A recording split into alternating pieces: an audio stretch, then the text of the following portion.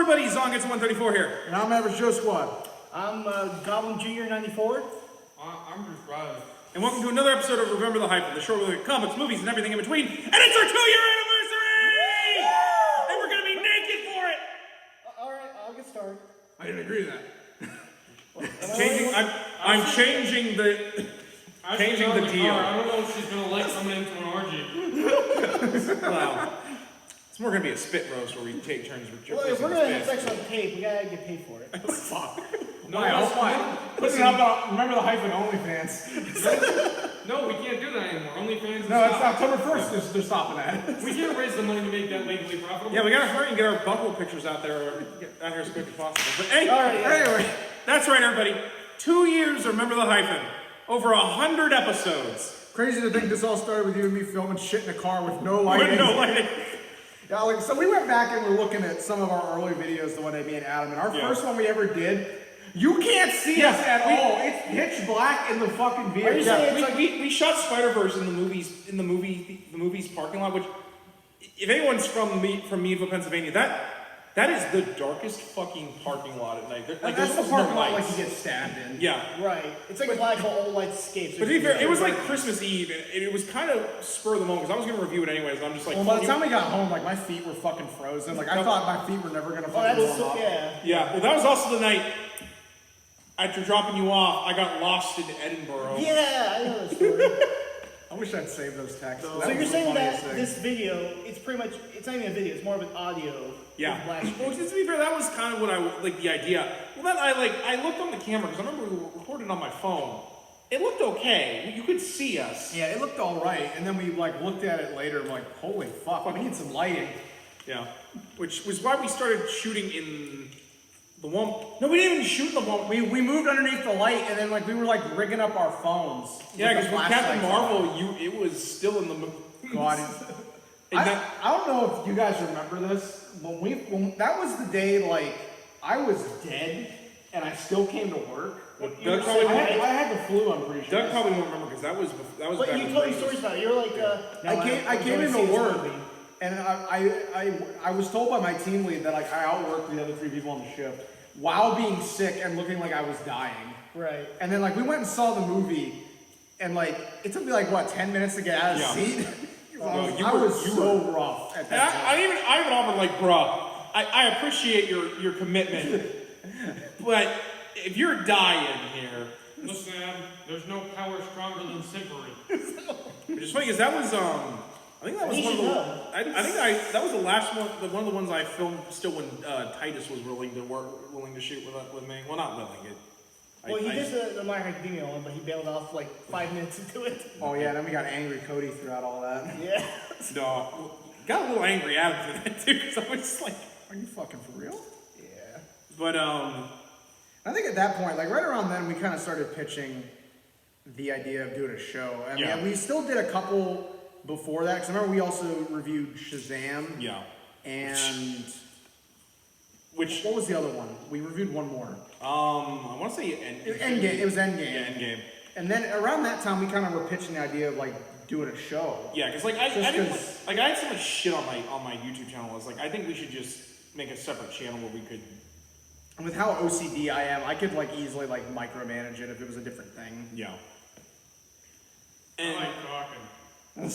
But before we did all of that, we tried doing a podcast on my YouTube channel, which we called the Average Zangetsu Podcast, which I thank God we went with. We were thinking like, okay, we gotta come up with a name. Yeah, because like it was bad, which is why we like I was like, well, you know, we started this by doing Into the Spider-Verse. Let's do something Spider-Man related, and I can't remember who. What do you mean? I think it was you. Because I was neck deep in the PS4 game at that point. Yeah. And I was trying to think of stuff that was like references. Yeah. And I kind of, my head went to that line he says in Kingpin in the beginning of it, you know, he's like, write in your memoirs, don't forget the hyphen between, remember the hyphen between Spider and Man. Yeah. And I was like, I don't remember the hyphen. Yeah, and then I was like, no, that's fucking good. And that's more or less why we came up with the name. Especially because like it went for such a great tagline, you know, like remember the hyphen is in It's catchy. Well, remember the podcast and take care. That's 2 layers, yeah. Yeah, like Kind of like Attack of the Show. yeah. Right. And so we started that, but our first couple episodes were us talking about stuff that was current, which was probably a stupid fucking idea. I'm actually gonna pull that out real quick Because so we know what we were actually talking about at that point. You mean like movies and shows, or? we were talking about like news for movies and shows. Okay. Specifically, we were talking about, I want to say the fact that Into the Spider-Verse is the lowest grossing Spider-Man film, despite the fact that it's a piece of... featuring me ranting to the camera saying people are fucking casuals. Right, yeah. And then, wait, were you also like the same art, like, people are saying it's just because of cartoon, like you had that argument about how Yeah, we there's did. a prejudice against animated films? Which thankfully we have... Oldest to newest. In our oldest to newest, there are 112 episodes in this playlist, and that's not including the special. And so, some of which are specials, because I want to say we're on episode... I mean, we've got some in the can that we haven't released yet. 107? Yeah, I want to say 107. So, like, 5 of them on there are, like... I'm not good with math. Yeah, because a lot of our specials, like... Exactly. This ain't math. 105. Yeah. So, like, 7 of them are, like, specials where we... reviewed them as they came out, and we didn't want to mess up the order. I gotta tell you this story. This is one of my favorite. This is all done. So we're at work the one day, and Doug had been going through watching everything in order, and he's like, Right. "Hey guys, I gotta ask. At the end of the season 0, at the end of that,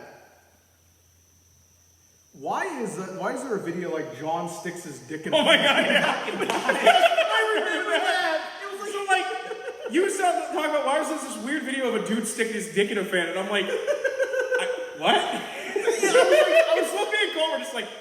I was flabbergasted about that. Yeah, it's like, it was such an outlier. Like, this can't be a So, like, we purpose. go through the playlist, and it just has a dude sticking his dick in a fan, and I'm like, Colton. I was like, I don't know. I don't know, man. It beats me. It'd be him too. Yeah. Well, is that dude, after hurting himself the first time, goes back for seconds? He's a trooper. Well, that video was funny as fuck. That's why you had it. I bet that's. And probably what happened was you forgot you weren't on your YouTube channel. Yeah, And you probably were adding it to your favorites, but you must have not noticed or something. That Yeah, must have been something what like happened. that. Channels got crossed, maybe. Because this is before I had access. Well, not before I had access, but like before I did any I almost sort of forgot about that story. had any sort of way to like alter. Yeah. But, no, that was so funny. I actually told you about that because I was thinking like if this show ever got popular and people do go back, that's gonna be part of it. Like it's gonna be a mystery to new fans. Like what the fuck is this? Well, I originally this was my answer would be, originally we were going to use CGI to stick Colton's dick in the fan, but I didn't think it looked good enough, so we got a real fan. I also didn't like how the fan shot first. I thought it made it look too much like a smuggler and a scoundrel, so I had Colton shoot first. So you're gonna have the release of the remember Hyphen DVDs or streaming, but only the new edition. Well, we're not even going to do DVDs. We're going to put it on VHS. Only true fans will buy that. Buy the VHS box set. Remember the Hyphen Featuring exclusive commentary. The exclusive commentary is just gonna be looking at us saying, I really don't know what you're fucking doing here. That's like putting the best of the Weather Channel on DVD. Yeah. Like, here's hour 697 of the Weather. Actually, Space Coast to Coast, they had a thing on the DVD set where they did a commentary, and then their moms did a commentary on their commentary, and then they did a commentary on their moms did a commentary on the commentary of the show. Oh my fucking god. That was a real thing. Idea for us to be doing. But anyway, so getting back to before we even did Remember the Hyphen, we wanted to try and test out the podcast idea. So you and I remember we had like a bullshitting session where you and I were kind of like, what should be our first episode of this podcast? And one way or another, we decided on doing the Raimi trilogy. Talking about and it was a great conversation. The problem was, Doug, you shit yourself. You motherfucker. Riley's back here breaking shit. Riley, my dad uses that chair. This shit's broken already. Don't look at me. Oh, is it broken like his 2 legs? No, broken like his heart when you wouldn't take him out to the field. I did that. I did for my choice. Also, there's a good chair over there, Riley. Why do you sit on the shitty chair? Why don't you switch chairs for a moment? Look, this chair does this. That's what this was. Oh, that was okay. Okay, he didn't break it, Colton. So, as you were saying, break anything. until being interrupted, Man, I can't film a fucking episode for an hour without you breaking shit. Oh, you kids, you're. What are you talking about? That was literally Doug shitting himself. Yeah, because Remember that time on Remember the Hyphen? Riley tried to fake breaking shit by saying Doug shit himself. first off, why am I Aaron Hansen? I'm gonna leave that in the episode. No, sure. Have a seat, Riley. Have a seat. Who said you had any choice? But anyway, so part of the problem was because I love that episode. The problem was we shot it on my potato of a phone. My potato. Because before I got the phone I have now, I had a red phone that it was great for shooting the movie episodes because I always tried to keep them pretty. And some of them I was able to shoot on that were like an hour. Yeah. Well, I guess what happened was it had data issues. Oh. Well, And- I have daddy issues too. No, I said data. Oh. I don't have daddy issues. And we filmed it. Problem was, every 38 minutes, the camera would just shut off. Because I guess I only was able to God, I shoot. remember that night. That night was fucking. That was. Yeah. If you watch the episodes now, you progressively see with each episode we get more and more pissed off. Right. At the fucking technical. That's the beginning of the hyphen curse. It really was the really beginning was. of the Hyphen curse. Well, no, The beginning was him getting lost. in Edinburgh after taking him home. Oh I god. don't even fucking know if I could. I could never do that again. How I got lost. 'Cause I don't even Oh, know. and it was how Christmas I did. Eve. You know, it was snowing. It was like It 1 in the was morning. raining. Yeah, it was raining. It was like Yeah. 1 in the morning or some shit. It was like, what the fuck? And then he gets a text at like 2 in the morning. Colton, I'm in Edinburgh. I'm like, what the fuck you mean you're in Edinburgh? I mean, I'm in Edinburgh, Colton. How the fuck are you in Edinburgh? It's so bad. I had to call my mom and be like, I'm gonna be a little bit late. I somehow ended up in Edinburgh. I've done that too, don't worry. But anyway, That's where you live though, But Doug. this is where I live with my parents in Atlantic. Like, I actually did once get lost in Edinburgh. It was when I started to drive first. so long story short, one of the things I've always wanted to do with the anniversary show is maybe kind of fix some of the shames we. Yeah, which with the first one we reshot that episode we lost with Cody. Yeah. I don't think we have that much time to fix the shames. And so tonight, I'd like y'all to sit back and relax as we finally make a superior version of that episode as we take a look at the Sam Raimi trilogy. So, Otherwise known as the Holy Trilogy. I will. So before we really start with talking about the movies, I kind of want to see, what your guys' history with these movies are, like fond memories, your feelings a little bit on before we start talking about like. Yeah, I guess I'll go first because this was really so like before this movie came out, I was kind of just getting into superhero stuff. I mean, I was like 5, so it was like my early experiences with superhero stuff was Batman the Animated Series, Batman Beyond, Superman the Animated Series, the early Bruce Timm DC stuff, which is still some of those fantastic shit to watch, honestly. But then I remember seeing right around that period, like I was buying comic books at Giant Eagle because back then our local Giant Eagle actually carried comics. Right. Yeah. And I used to go there and get Batman comics. Well, I remember going through the comics one day and I saw this one that kind of like it hit me, and I looked at it, I was like, man, that looks fucking cool. It was the 2000 Spider-Man annual. And which I still have. I have it. God, I showed him that. That thing is coming apart. It's in a sleeve, and it's gonna stay in that sleeve. Because I'm worried it's not gonna come out. It's going to disintegrate. Well, the back cover's gone. Yeah. The front cover is stapled back on. Yeah, we actually talked about that in last year's Spidey-ness, when we were talking about our experience with Spider-Man, actually. Yeah. So I remember just looking at that and just being like, that looks really cool. Like, I'm gonna get that. And that was kind of my first experience with Spider-Man, but that wasn't even really what really got me into it. Yeah. Because I was reading that, I was like, that's kind of cool. If you've ever read the 2000 annual, nothing really happens in it at all. Yeah. It's not a very good issue in terms of like action or like, stuff happening. Right. But then, like, right around that point, like, I don't remember seeing the trailer for Spider-Man, but somehow my parents ended up being like, let's take him to go see this. And we went to the downtown Meadville movie theater, which at that point, that was the only movie theater around here. And man, that movie theater was awful. Wait, is it the one outside the Chinese? Yeah, it's the one downtown. Yeah. It was always kind of just, it was an old theater. That's really all there is to it. That theater actually had one projection room that was like literally like a cupboard that could only account for like 10 people. Like I remember I watched a movie in there where there was only it had 10 seats. I want to say it was George of the Jungle. I went to see that. That dates that a little bit. Yeah. That technology must have been that fucking old, I guess. Yeah, but so I remember going and seeing it and just being like blown away. Like I remember thinking that was like the best movie I'd ever seen at that point. Yeah. And he still thinks that. And I mean, I remember going.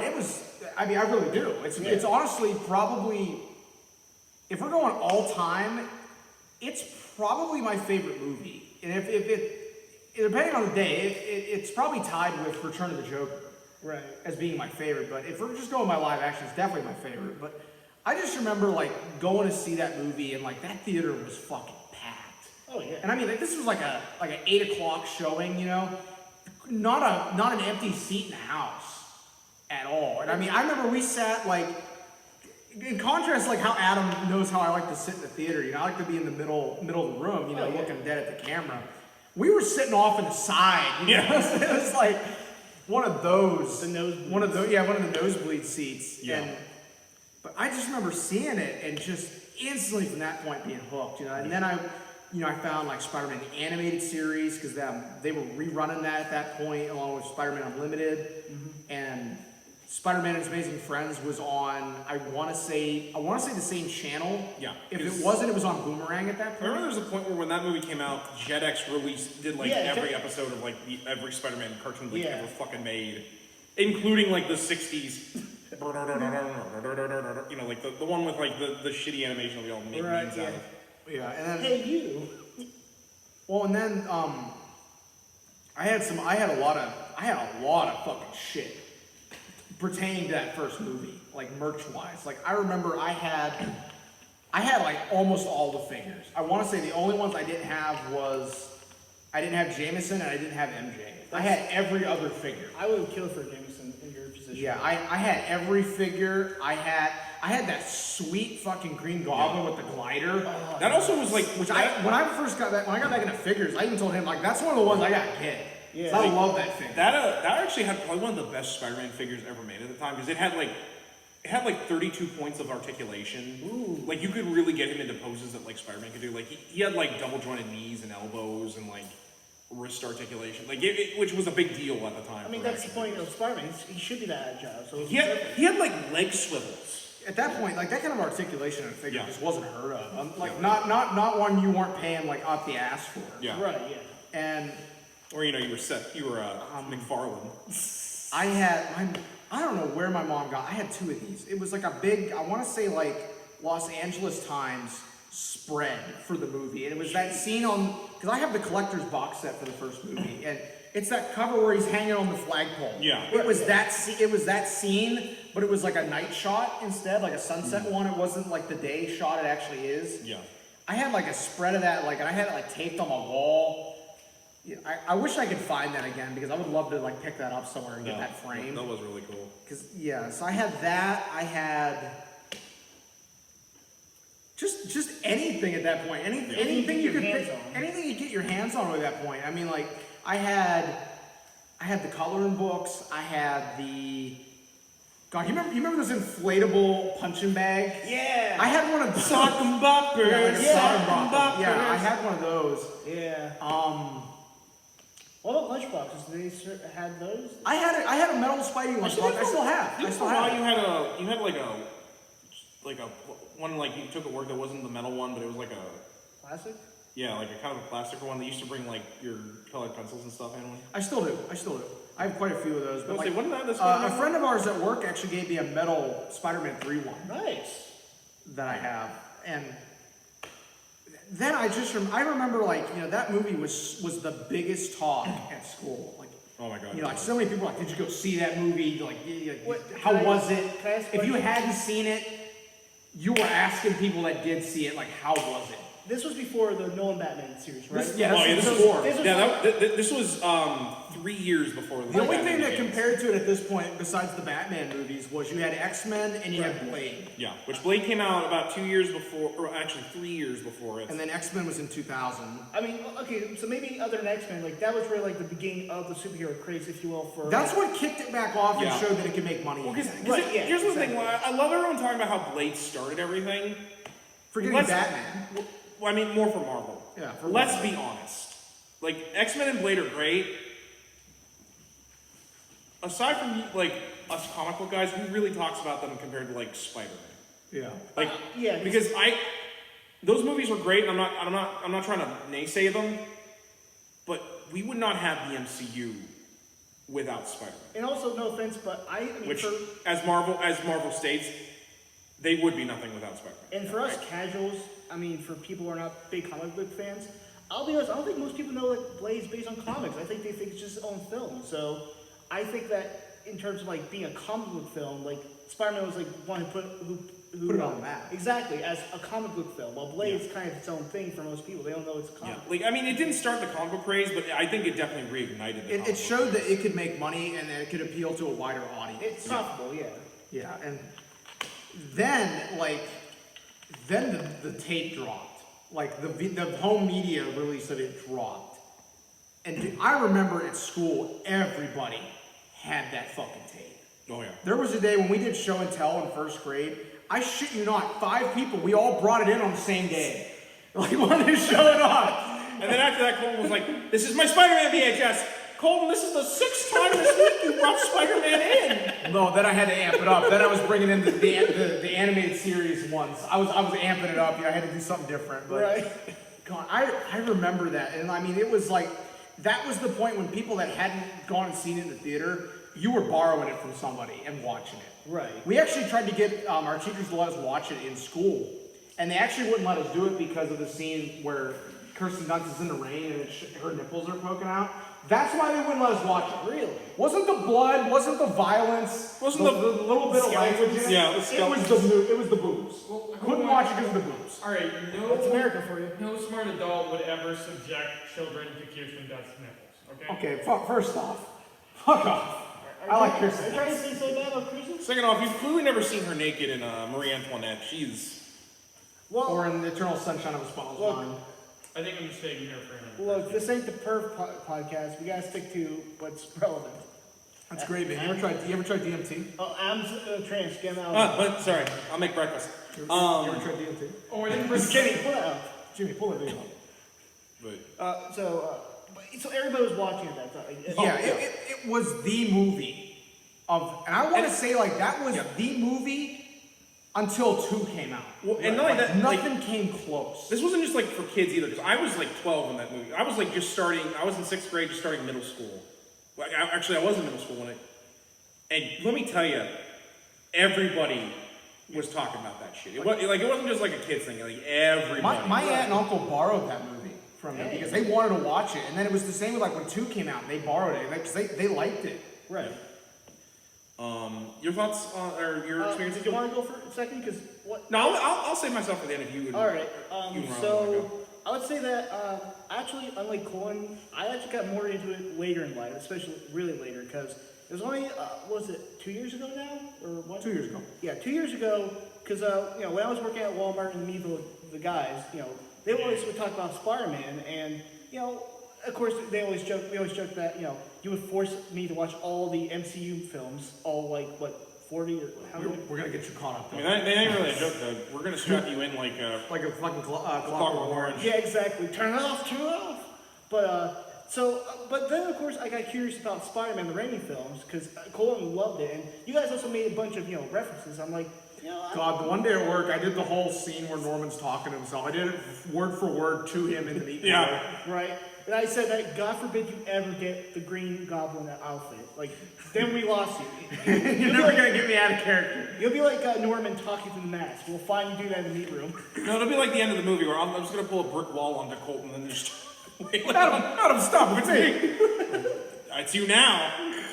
So Colin let me borrow his DVD copies of it. Because God knows I have enough fucking copies of it. Right, and I'll be honest, so I knew of them, and I would say, not that I hated comic book films or comic books in general, I just never really got into them. Other than, of course, like, as you were saying, I loved, of course, the animated series as a kid, you know, like the Batman animated series. I even liked Spider-Man, I could watch it. You know, I did like, you know, comic book stuff, I just wasn't a comic book guy. So, of course, I didn't have my standards set to this. I thought, okay, this is going to be either okay or a bit schlocky or something. Like, when I did watch it, the first one, I'm like, this is a really good film. Like, I don't see what people crap on. It's like, it's you know, I feel like it's funny, but it's also, you know, it has a lot of emotion. It's has a lot of good suspense, good line, good action. Like, it's a good comic book film. It's a good film in general. Then we showed him the Mark Webb duo movies, and he still didn't understand why everyone was fucking ragging on the Raimi films. Yeah, no, okay, yeah, it just reaffirmed that he was like, damn, I don't understand why everybody's ragging on me. Yeah, because even then I watched 2. I thought 2 was brilliant. It was awesome. I loved it. And of course, there was so much imagery, and like, I felt like it had more depth than people give it did. And then I watched the third one, which I knew going in it was going to be flawed. I thought it was going to be worse. Actually, it wasn't as bad as I thought it was going to be. Which I always tell people when they watch 3, it's like, listen, it's not as good as the previous 2, but it's still really good. And I always tell people, I don't think it's bad. It's just there's a good movie and a flawed film. Like there's too much going on. As someone who's seen some pretty shitty fucking films, I gotta tell you, I would pick Spider-Man 3 over it than say like the There's a lot worse movies out there that we've gone and seen or have watched. No. And then of course I did watch the Spider-Verse, which I loved. That was actually, did I see it first before the Raimi films? You probably did actually. You know what? That may be what got me started because I did love. Because I talked it up to you a lot because of. Well, plus we were telling you about like it references a lot of other stuff. Oh yeah, and I love that. Yeah, you know what? That makes sense because I did watch that first in like December, and then I asked for a copy of that, and yeah, so and then of course after that I watched the the Amazing Spider-Man films and. This poor motherfucker watched them back to back the same night. I was like, did you at least drink? Yeah, so that he can review them with us. I actually had stingers, cocktail stingers, as I was watching it. That's how I got through them. And I gotta say, look, whatever you say about the first 3 Spider-Man, whether it be campiness or some hokiness or whatever, even the third film, I don't see how anybody can think those are worse than the Amazing Spider-Man, which is just so unimpressive. Like, I really don't give a shit about that. I could go on. I would rather watch those films, the Raimi films, 10 times, all of them, before watching another of those Amazing Spider-Man. I'm not trying. I just think that they're really good films. That, I'm of course fortunate to watch. Enough said. Well, real quick, Doug, what the fuck does hokiness mean? Hokey, something's hokey. It's kind of the same thing as like campy. Like campy or goofy. Like 60s Batman hokiness is like goofiness. Alright, I just never heard that, and I was trying to decipher. I was trying to decipher if it was a real word or if it was a Doug made up. That's a real word. We've used that. Okay, before. Zoomer, we get Zoomer. Cheese. That's not my generation, Doug. Oh, how gauche of you. Yes, I think it's a shallow pedantic of him. Your thoughts, Riley? Wish I had stingers. No. He doesn't mean the drink, he means the Ben Riley stingers. He means stingrays. He's gonna knock us out with Anastasia needles. He means blue stingers. Anesthesia needles. Oh my god. Is he fucking scarecrow now? Yeah. I mean, you have the bill for it. Jesus Christ, Doug, and you got the bill for the Zodiac Killer, but we don't talk about that every single day. Well, we talk about he can't go in the living room over here because it's a gun. We don't want him fucking killing anybody. I was reaching over like an inch. I'm sorry, I'm like sitting on like the corner. As you're saying, Riley. Yeah, as I was saying, Doug, thank you. Well, you want to fucking go? I enjoyed, what's his name? The main actor. Tobey Maguire. Tobey Maguire. Tobey Maguire was a fantastic actor in the movies, and he really brought the spirit of just, I don't think those movies are the same without Tobey Maguire. I think you have a good script, good cast overall, but I think Tobey Maguire really brings it all together because of just how well he can act as a person, and I think how good he is for the character. Like, you just, compared to the other Spider-Mans, you just don't get this kind of delivery or this kind of like genuine, this is Spider-Man, this is what he would do. Like you look at Andrew Garfield and it's like, he was a skater boy. He said, "See you later, boy." That fucking scene where he's listening to Coldplay. Who the fuck listens to Coldplay? He just skates for like 5 seconds and then he's told to stop. A difference between him and a Garfield. At least Toby asks permission to take someone's photos, and right. doesn't just take pictures of someone to creepily put on their cell phone wallpaper. Yeah. Fucking creepy. Beyond the fact that like Toby's just great actor as well as just a great Spider-Man, I think the plot and everything comes together really well as Green Goblin scenes. Those are done really spectacularly throughout the story, and you feel that they are just as essential to the story as Spider-Man himself, because otherwise it's just Spider-Man doing Spider-Man things, but when you get the Green Goblin element, it's more than just Spider-Man doing Spider-Man things. It's a cohesive story where things matter and people matter and decisions matter. And everybody comes together. Well, and like Defoe just knocks it out of the park in this movie. I think we've all sang Defoe's praises within these movies. I would say that if it wasn't for nobody else could have played the Green Goblin but him. Oh hell no! There's no one else who could have embodied that character. I definitely agree. And of course Jameson, who everybody knows. J.K. Simmons. He is Jameson in the flesh. I think one of the best. This is going to be like a bit outlandish, but I think one of the best elements to speak about how quality it is, just of a production film, characters, everything, is how long it's both lasted in people's minds and how much they like the movies over the Andrew Garfield and then even the new iterations. I was about to say, come next year, they're going to be 20 years old. God. One more year, they got a drink. Yeah. Yeah, that's you even have at the time we're filming this, you got something on the one side of your other side, but facing me. But no, it's like right on your nose. You got it. Oh, you got it. I don't know what it was, but I think it's just some skin flakes. it's just the idea that, with the new Spider-Man movie that's at this point forthcoming, it's like the idea that, they would bring that version of the character back along with the Garfield one. Like, the amount of just fan response out of it, of just people that are just like, they want to see it. Yeah. I think that just shows how much of a lasting impact these films have. Because they're still, like you were saying, they're still popular and people still think about them. Yeah. And also, kind of just tag on to that, I think another thing about these films that are really, unlike, let's say, Andrew Garfield ones, it feels timeless. You don't feel like you're in the 2000s, like, it's not playing some crappy, then popular pop song or rock song. Like, even the music, though, it's Chad so... Kroger featuring Joseph But it's not dated. It's like... And they say that Oh my god. But here's the thing. It's not... People like... If I could get away with it, we would have that on the background. People may not like it because they don't like Chad Kroger, but it's not because it's like for example, Adam. Well, to be fair, I know people that don't like Nickelback that love like Hero, that song. but it's because they watch Spider-Man. But I mean, Adam, it's not like fucking like Digimon with it's burned. 1 week? Yeah, no, it's Bare Naked Ladies. When you hear that, it's like, oh god, this is so fucking early 2000s, late 90s. Like, I feel like with Spider-Man and the whole of the Raimi films, they just don't feel dated. Like, it doesn't feel like. It feels like you can still watch and it's still relevant. Which is ironic since Alien Ant Farm did a song for one of these movies. The first one. But it doesn't ruin it though. It's not so in your face about it. Yeah. My final thoughts and comments on it are just, I think the simplest way to look at it and appreciate it is just another way is just through the memes. Plain and simple. Those memes are good quality. They're funny. That shit's important. Do you have memes for any of the other two Spider-Men?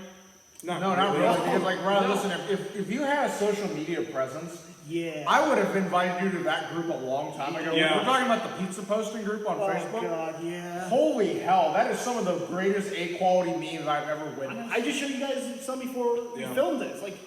It's so brilliant how you can, with so few frames, have so much to work with. Yeah.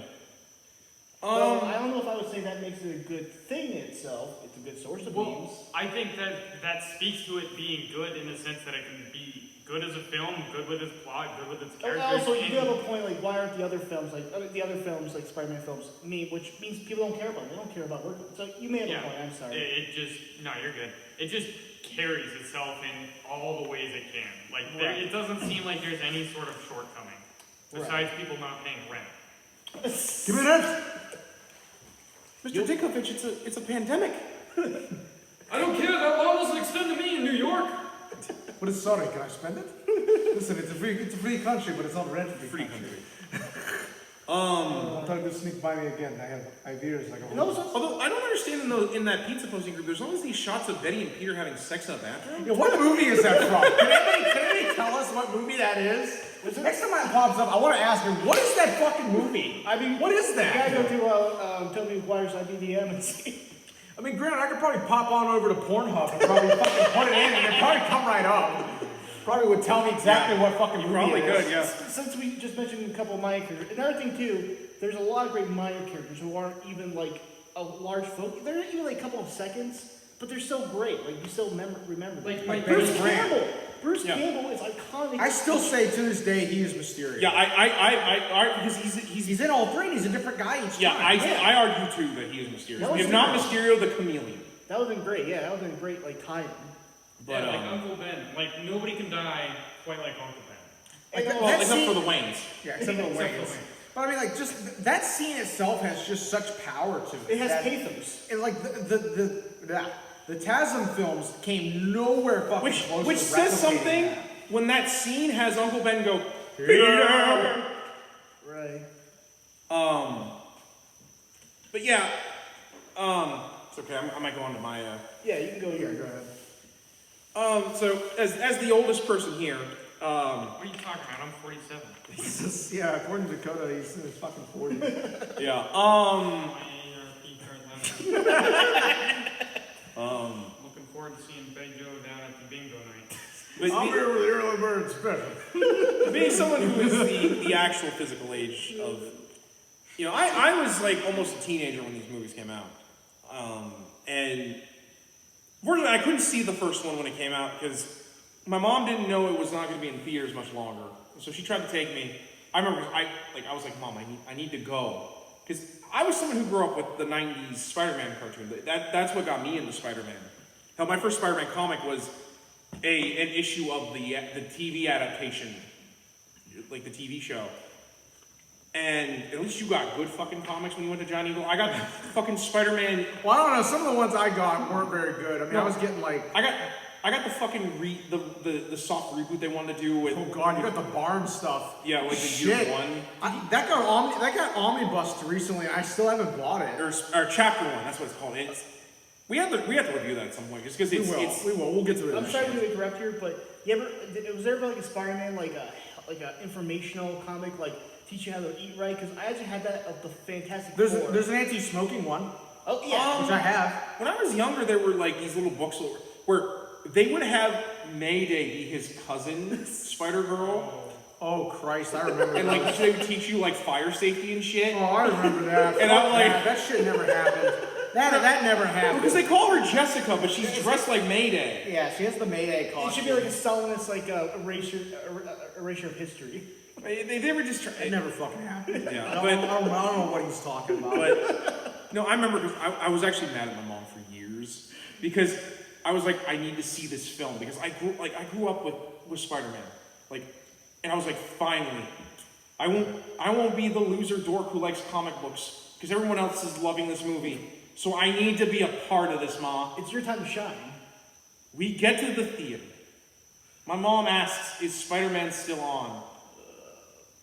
They say no. And they say no. The drive home was quite silent. You cut the tension with a knife. Actually, I say avenge me! I was upset, but I was like, it's okay. He waited for the tape because you have the same tape of it that I do. Oh no! The moment that came out, I'm like, you're buying this for me. You owe me. It's like that scene in Fresh Prince of Bel-Air where Carlton comes to him and he's like, you owe me. The best part about that tape is that little red sticker on the front featuring Hero music video. But after the credits, That's a good thing. But no, I remember the moment I got that, because I don't even think it was a Christmas gift. My mom literally just bought it for me. Probably like right when it came out. Yeah. Is how I got it. I popped that in, and I was blown away. Like, fucking music instantly like shivers down. You know, like I was loving the movie. The moment we get to him fighting the burglar the first time was excellently done. You know, the scene where we first see the costume. Granted, I admittedly, part of it was I was 12 and easy to impress, but like, I was just like, finally, I get to see Spider-Man on the big fucking validation, and it's good. And and it wasn't just because that, like, I cried at the right parts, which is something, that's the thing when a film can make you like have all the emotions they want you to do. Like, that scene where he's, sitting on the bed and he's talking to Aunt May's like, I missed him a lot today. After graduation, when he's like talking about how he misses Uncle Ben, and that scene at the end where like Norman's threatening to kill MJ, and you just see the fury in Spider-Man's eyes as he just rips Norman apart. Or the part at the end where he pushes Mary Jane away because he's like, I can't, as long as I'm Spider-Man, I can't let, you'll be in danger. He doesn't say it, but like, that's implied. It's implied. Yeah. And I remember I just loved every single moment of it. And it was one of those things that just, it's hard to really put into words because, like, for years, all I had was the Batman movies and some of the Superman ones when I rented them. Like, I always believed, because even like a little kid, I'm like, there's no way they could do Spider-Man. Like, he's too impractical. And then, to see him on the big screen, it just... With all the bells and whistles. It's amazing. Like, and even as a little kid, I questioned, why was he with Harry and MJ in high school, or why he had organic web shooters. Because you weren't reading the Ultimate comics at this point, right? Because the movie. No, I was reading. You were reading those at that point. Well, to be fair, I was like, but this isn't like how like the cartoon was. Like, and I knew those two were different. Yeah. So I was like, why are we mixing stuff together? Because I remember telling you that I was subscribed to the Ultimate comics at that point, like after the film came out. And the reason I stopped was because they weren't close enough to the movie and the original comics. Why the fuck does Uncle Ben have a ponytail?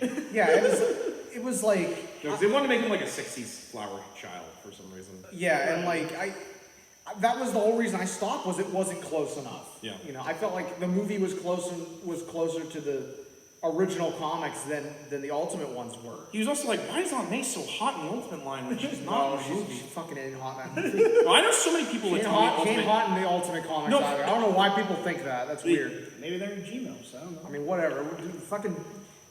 Look, I ain't here to tell you how to get your rocks off. I don't want to know about it. Let me tell you.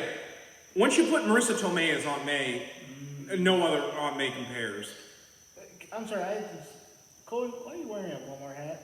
You're not working. What are you, a company man? It's my fucking hat, man. I came here straight from work. You're a child. You want me and him to switch hats? Because we will. What is this, my supervillain origin story? Doug pisses me off and I start murdering people? Anyway. So yeah, those are my opinions. Thankfully, I did get to see Spider-Man 2 in theaters. Which is funny, because that's the one I didn't get to see in theater. Which I went to see with my best friend from school. Like, someone, like, and, you were also best friend. I hadn't even met you. I'm multiple best friend. Because I was 14 when that came out. And I remember him and I for years would just look at each other and be like, he stole that guy's pizzas! And I remember, I love that movie even more, and I still argue, I think 2 is... That was the first DVD I ever bought. Yeah, for me, 2 is, in my opinion, the best Spider-Man film ever. Like, at least live action. Yeah. Spider-Verse kind of tops the Raimi trilogy for me, but only because, like, it's just... It's like a whole nother beast compared to the Raimi trilogy. Yeah. But, like, I remember for, like, years, Spider-Man 2 was, like, and still is my level for what makes a good superhero film. And... that movie's great. It's that benchmark, basically. Right. But when Spider-Man 3 came out, which I was like, that was 4 years later, and I was like 18. Just for one, I was starting college, so I couldn't go see it. The other was I was seeing a lot of stuff I wasn't really interested in. I also, as much as I liked the character, I really was like, it seems kind of weird they're doing Venom because it like, because for all the other villains in the trilogy, they're people born of science, of the atom, like Spider-Man is. So then just a fucking alien from space comes down. It just kind of breaks the theme. Yeah, and granted, I'm someone who likes Venom, but I know a lot of people that they hate Venom purely because he's from space and like the alien thing. This was that period of Marvel movies where we were kind of on a hit and miss. Yeah. I mean, you had X-Men Last Stand, which is very polarizing to a lot of people. You had Blade Trinity, which is fucking terrible. And that was the same year Iron Man came out. Yeah. Yeah, 2008. As well as the Incredible Hulk. Ang Lee? Same year. No, not the Ang Lee one. Ang Lee was still. Fuck the Ang Lee one. I was gonna say, where's Cody? Fuck them both. They're both terrible. Where's Cody? We need him to apologize for it. Yeah, they're both fucking terrible in my opinion. But so you had those. This, along with those two movies, was kind of like people were like, okay, where are you guys going? Yeah. And the other problem, so I didn't see that until Christmas that year. And I remember I watched it, but I got bored really fast because I was just like, I don't understand what the hell's going on here. It just, like I said, now that I'm older, I appreciate what they were trying to do. But you can tell that was supposed to be two movies that they smashed together to make one. And like I always tell people, there's a good movie in there, but you have to go through some shit to get to that. So, so it's kind of funny, I was like a teenager and like a young adult as that trilogy was going on. It's kind of funny how I'm like, I wouldn't say my taste changed, but I will admit like, it's funny how like those two like, because when the 3 came out, I was like, are these just not good? Did I like, because I'm 18, I'm like, was it just because I was like a preteen / teenager when I saw these? Right. I sat down and watched them again. I'm like, no, this movie just has issues compared to the other two. Well, and like I kind of had the opposite seeing this movie because when this movie came out, like I was just going into middle school at that point. I was in 6th grade, and I remember seeing the trailer just being fucking hyped because I was like, holy fuck, we're getting Venom. We're getting fucking Venom. That was the black suit was like my favorite fucking costume at that point. That's another reason I got frustrated with that movie. Because it's not the actual black costume. They tried to do it, but they couldn't get it to look right, so they did something else. Yeah. But like I remember seeing the trailer and just being like, holy fuck. Yeah. Like I remember going to school and like me and my two buddies, like I remember telling Brian about, I'm like, did you see the fucking trailer? Like, holy fuck, they're doing a black costume. Like we were all like flipping the fuck out of that. It was like the biggest deal was that black costume. And then like I went and saw it. And I remember I remember walking out of the theater and like I remember being like, I thought it was better than 2 coming out of the theater. You know that high you're on when you come out of a movie and you think it's the greatest fucking thing you've ever seen? Right. See also The Phantom Menace. Yeah, the Phantom Menace. Yeah. I went out of there thinking, because like it took me a lot of years to come around to liking 2 as much as I do now, because I was at that age where, it was kind of like I thought 2 didn't have enough action and stuff, and then so I had issues like with my view of that movie, and then 3 happened, and I was like, this is kind of like more like it. There's more action stuff. I remember going out of that movie thinking like, I can't wait for the 4th one. I had ideas on how I thought they were gonna do it. Yeah, I'm still waiting for the fucking 4th one. Sam, come on, give me one I want. To be fair, I think we're gonna be getting what you want with No Way Home. I hope I am. If what I saw in that leaked trailer is real, hype is now real. But I just remember thinking my idea, what I thought they were gonna do. Because Norman had been in all 3. My thinking was, as someone who knew the comics, I was thinking, he's gonna come back in the 4th one. Yeah. It's gonna be that, he's not dead, he's been orchestrating the whole thing. They were gonna do a Clone Saga deal. Yeah. Right. Because at that point, I didn't know the Clone Saga wasn't as well liked as much as I liked it. I thought of that and I was like, that's probably what they'll do. Maybe they'll introduce Black Cat to it. Yeah. You know, and then like I remember like the next couple years, you know, you were getting like supposed leaks of stuff, like you're like, oh, they're gonna do Carnage, they're gonna do Black Cat, you know, they're gonna do more with Gwen. Like you know, they were so much. It was the early days of the internet getting to be what it was. Right. And there was just so much stuff coming out. What about the lizard thing? Like, I thought that was going to be the plan for That was another thing. Yeah. I remember seeing the rumors of that it was going to be the lizard, but... Well, then seeing Dr. Connors, like, I was also kind of looking for lizard, too. Like, I was thinking, but like once the Carnage leak kind of came out, I remember thinking, like, you know, I could see them doing that because they already did Venom. Mm-hmm. You know, I don't know how they would link in, like, Cletus Cassidy to it, but, like, maybe, like, I was thinking they could maybe do that. And then I remember being like, seeing that, you know, it was going to be Vulture, which I was like, I'm fucking okay with that. You know, Vulture's pretty fucking sick. They could do that along with like Black Cat. Yeah, I love my villains to be 90 years old and stealing jewels. Like, I love Vulture, but... And then the Vulture rumors were kind of confirmed years later because recently they found a prototype of the Spider-Man 4 video game. Ooh. And it was on a Wii dev kit. Like, it wasn't finished, but like they found it, like the menus and stuff. Confirmed that it was Vulture. They were going to do Vulture. Nice. At least with one of the drafts. Because, you know, as you find out later, because Sam Raimi's been real close-knit about what went on after that. You know, he doesn't... funds from the studio out, and they were left with no money for the last 2 episodes? No, I don't think it was like Gygax. But, Rhea probably took the story I always saw was, you know, he saw how people were, like, real unhappy with 3. And he kind of doubled down. He was like, okay, I'm gonna give him something great. I still got this. I can do this. You know, and then they hit the deadline and they weren't done. So he's like, I need more time. The studio's like, okay, give you more time. You know, and they set a release date that was like, hey, it's gonna come out May 2011. You know, they put that on Twitter that like, hey, it's coming out 2011. You know, and I remember seeing that. Like, I remember seeing that news. They're like, oh, it's confirmed 2011. I'm like, that's a little bit to wait, but man, it's gonna be fucking good. You know, like all these movies have been good. And then behind the scenes, you know, Sam couldn't get the script together to a point where the way he explains it is he couldn't get it to a level where he thought we would all love it. So he thought it would be better if he just stopped. Well, and probably the other part was not helped that by that point Sony, and due to the problems with 3, they're like, we kind of want to take the movies in a different direction. You know, plus Toby wanted to do something different. There was a lot of rumor that Kirsten Dunst didn't want to come back. Right, because she got screwed over what she was promised. Yeah, she was promised with 3 to not be like the damsel distress role because she had gotten tired of that. Mm-hmm. And because I don't think Riley's ever heard this. Yeah. So in 3, basically that was a big deal with Kirsten coming back, was she got promised, hey, you're not going to get kidnapped in this movie.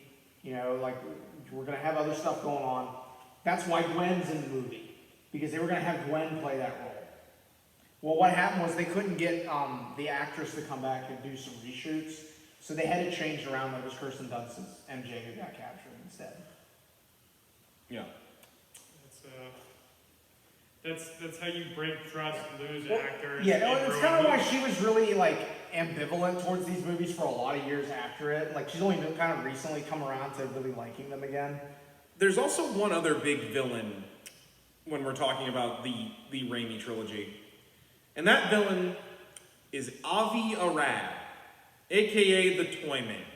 A.k.a. Venom Body Pillow fan. Yeah. So, part of the reason 3, in my opinion, is so problematic is that, and this guy still technically does stuff at Marvel, but he mostly does merchandising. He greenlit Spider-Verse. Yeah. Okay. Like, he's still a big wig at Sony. Yeah. He was in big cahoots with Toy Biz, the guys who for a long time did Marvel's toys, until Toy Biz went under and the rights went to Hasbro. He's also the guy that killed the Corman Fantastic Four movie. Yeah. He's the guy behind killing that. Oh, man. Which, I mean, to be fair... He thought it would be damaging to the brand. Roger Corman? Really? Yeah. You didn't know about this? Wait. There's an unreleased... I think you told me... Wait, yeah, it was Doctor Doctor Doom. Yeah. Yeah, we don't got time to fill you in on it. You're just going to have to watch the episode. Watch the episode. No, basically, all you need to know... You showed me the Doctor Doom lab. Like that. Yeah. All you need to know is A.V. Abrad heard about that, thought it would be damaging to the FF brand, and so he bought the rights to it and supposedly burned them all. I mean, no offense to Roger Corman. He got all the prints and burned them. No offense to Roger Corman, but I mean, I mean, it wasn't very good. We reviewed it, but that's beside the point. But I know that now. I just need the job. Avi Arad is really big on getting toy sales. Which, I mean, to be fair, with superhero movies, that's where the money's really made, the merchandise. Yeah, the merchandising. Right. You know, that's Batman, the Keaton film, it made all of its money merchandise. And it made a shit ton of merchandise. Okay, this is a bit obscure, but I think it makes the point. Like, okay, the anime show Cowboy Bebop, you know how it got greenlit to be made? Yeah. Probably the toy sales. Mm-hmm. So toy sales are a big deal for these companies. It's a big deal. It's and it's like not even just toys, like appliances, clothing, bedding, dishware, bed sheets, lunchboxes, the fucking cereal box, like the whole 9 yards. Spaceballs, the flamethrower. Yeah, Spaceballs points out where the real money's made. The kids love this one. Like, that's where a lot of the money's made. That's where A.B. Averett, he was always chasing the money. Right. But anyway, so when 3 was coming out, or what Raimi wanted to do is he wanted to have Peter in the black suit and the big bads to be Harry and the Sandman. Avi's like, what the fuck you mean Venom's not going to show up yet? Well, I want to set him up more so that, it's organic. It's organic and natural. Bro, Venom makes money. We can't sell Venom toys if he ain't in this film, which is horseshit. Which is horseshit. You could just sell Venom toys anyways. Right. And so he's like, you need to get Venom in this picture. So out of options, Raimi just said, fuck it, cut his scripts for 3 and 4 up, and stapled them together like some sort of Frankenstein's monster.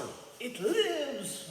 And that's one of the bigger reasons why, in my opinion, it feels just so disjointed in points. Right. Also, what eventually killed the franchise, because it's like everything you don't like about, like that people don't like about those films, they felt was embodied by 3. To the point where like people act like 1 and 2 are so bad. Where I've seen so many people online be like, no, these movies are shit. And this is something I'm watching. I have actually watched all of it. Of course, fucking Doug Walker, nostalgia critic. Listen, fuck Doug Walker. No, I agree. Like his thing was like, he presented like supposedly people, and even to himself to a degree, thought that the trilogy was like kind of campy and childish. Like it was like not mature enough. It's like, which I love that line because nothing says campion for children like watching a man turn people into skeletons. Well, also it's. But I love you telling me about like how he was dissing Kirsten Dunst's MJ, and I was me was like, oh, that's our. Goes back in the room, gets the gun. I just want to fucking talk. Like, give me his location. I just want to talk. In fact, like he actually said that the Amazing Spider-Mans were like the more mature ones. Like, go fuck yourself. Yeah, no, like that, like, which pisses me off so much because like there's at one point where he's like, I kind of like Spider-Man 3, and it's like, the fuck? Yeah, like you clearly didn't, but like there are people who realize that Spider-Man 2 is one of the best fucking superhero movies ever made. Yeah. And then there are people that are just wrong. Yeah. No, I hate to be that blunt, but that's where I stand on the issue. I mean, there's a lot of people that think fucking Dark Knight Rises is the best fucking thing ever made. Dark Knight Rises blows ass. I'm sorry. I've thought that since it came out. No, we spent like a fucking hour and a half. The Salt Fest, which is us. That's another thing too. It's the Nolan films that people thought that's how comic books should be. That it should take away the comic book aspect. Dark and gritty. Oh, listen, Doug. You don't need to fucking tell me. I lived through that period. I'm living through it now. Holy fuck, I lived through that era. I know, but I'm just saying. We gotta have. Superman should not be colorful. His costume needs to be gray, and he needs to snap Zod's neck. Right. Fuck Zack Snyder. Yeah. Batman kills this people. Episode of me just saying fuck these people. Batman kills people. Get the fuck over it. Wait, don't forget Dan Slott. Fuck Avi Averad. Fuck Dan Slott. Fuck Doug Walker. Fuck Zack Snyder. Is anybody else I'm missing? Fuck Joe Quesada. Is there anybody else I'm missing that we all universally don't Joe Quesada. I know a Joe Quesadilla. Joe Quesadilla. Is there anybody else we missed? Alright, you know what? Just fuck Christopher Nolan. There's a big one. Fuck Nolan. Yeah, I remember when we took Riley to see Batman Begins when it was in theaters, and oh my god, that was so fun. It was nice to feel vindicated. It's nice to feel vindicated that Riley was annoyed by the same parts we were. Right. You know, I think Jonah would have looked better if he had a shitty beard. Oh my god, you were so bad at racist beard. That was like one of my favorite parts of that review. Well, hold on a minute. Remind me again what it was? You were talking about how shitty it was because it was like weird. Most of it was just Rachel complaining. Yeah, what the? Oh my god. I'll take just a minute to rant about it again real quick in case you didn't. You can go back for the full introspective of me being pissed off. The full Wiley retrospective. This is the bridge version. Yeah. I have very few memories of it because it was a bad movie. But what I do remember is Rachel being like, oh my god, Bruce! Bruce, you're such an asshole! Bruce, what do you mean you're donating to charity? A real man would go out and help the poor themselves. Bruce, we used to be childhood friends. You know why you hate now Rachel? Look at me. You know why you hate Rachel? She's Amber from Invincible. I got one.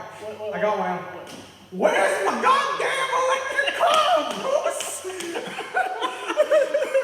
Well, to be fair, my other favorite rant is still with Doug when he was complaining about Electro during the Amazing. Oh my god, that was the best. Okay, that's another thing. People complain about fucking the Raimi films being campy. And then I gotta listen to Electro talk about lighting his fucking camera. It's bizarre shit. Get out of here with that. You know, at least Doc Ock and Norman actually had real plans. They weren't mad at Spider-Man because they didn't go to his birthday. And then of course they're gonna have fucking what do you call the Green Goblin that or was it? Wait, was it Harry's Green Goblin? Little Goblin Jr.? No, it was like Cry? was it Exports Green Goblin or well, I was talking more about Harry in paintball or in 3 because Harry dresses like when he's wearing a paintball looking uniform. Yeah, he doesn't wear okay. the actual Sorry, wrong film. outfit. But still, the Green Goblin. I do remember complaining about that costume sucks ass. Oh yeah, but it's still better than the fucking Amazing Spider-Man, the second on the Green Goblin. Oh yeah, no. Well, I was talking never about. happened. I don't know what you're talking about. I was more talking about Amazing Goblin than the Raimi Goblin because, I know a lot of people don't like the Raimi Goblin costume because it looks like Power Rangers. I'm like, have you seen the original comic book version of the Green Goblin? Right. He looks like a fucking joke. I love him, but it's really hard to make him intimidating. If you ever watched the original screen test for it, it just looks fucking they ridiculous. tried doing a more faithful version of the Green Goblin, so Right. It just looked fucking ridiculous. Yeah. Oh, can I add something I just remember because of Harry? This film did introduce me. Was it the second one? I think. So good. Wait, no, That's the third one. No. It actually did get me to buy a product placement. I did actually. God, you bought that alcohol. I remember. Maker's bourbon. You remember you bought that? I'm like, god damn.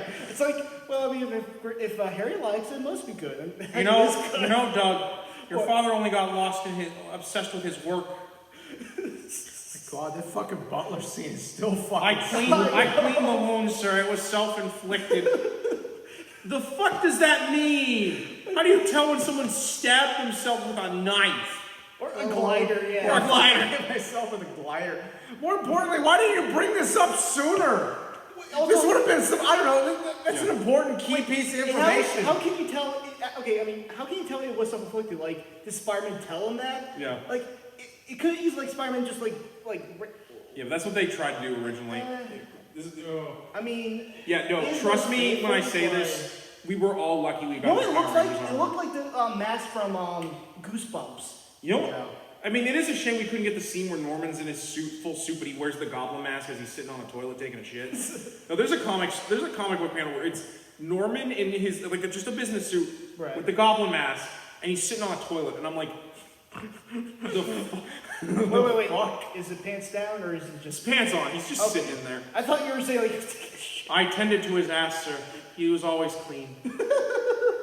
Oh my God, it's the thing that angers me the most about 3 is that there's just so much footage for it we still don't have. Yeah. Because they've either never there's a good Twitter thread that I remember I forwarded to our chat the one day that was the master post of everything that's available. We're talking stuff that only has production stills or stuff that was only in a trailer for a split second. Right. That's all we have of it. Yeah. I mean, I have the making of books for all 3. as well as the first Amazing Spider-Man movie. Because then they like stopped making them. Yeah. At that point. But it's like there's so much for 3 that like I just wish we had available, because I would love to see like the fans out there like do an edit and just try to make it like a little bit more tight as a film. A reconstruction. Yeah, kind of like a reconstruction, or just like an edit that's a little tighter of a film. Right. Kind of like what they did with Apocalypse Now a little bit, like redone. Yeah, that or like the Renegade cut for Highlander. Which we're gonna. First of all, it's Highlander 2. Secondly, let me tell you, that shit's whack. I know it's whack. I own it. Remember, I bought it. You bought it. I'm like, you bought the non-Renegade cut version of it. No, I got the Renegade cut version. Oh, it's the Renegade cut version. It's from Hollywood Video and Connie Lake too. God. One day we will talk about Highlander, but we're probably going to watch the first one because I can't make you sit through the rest of them. And don't forget the DVD or the VHS series you got. We're not going to. Oh yeah, well, The at TV some point. show.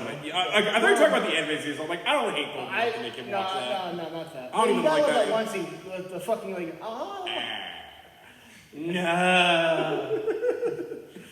Yeah, it's just.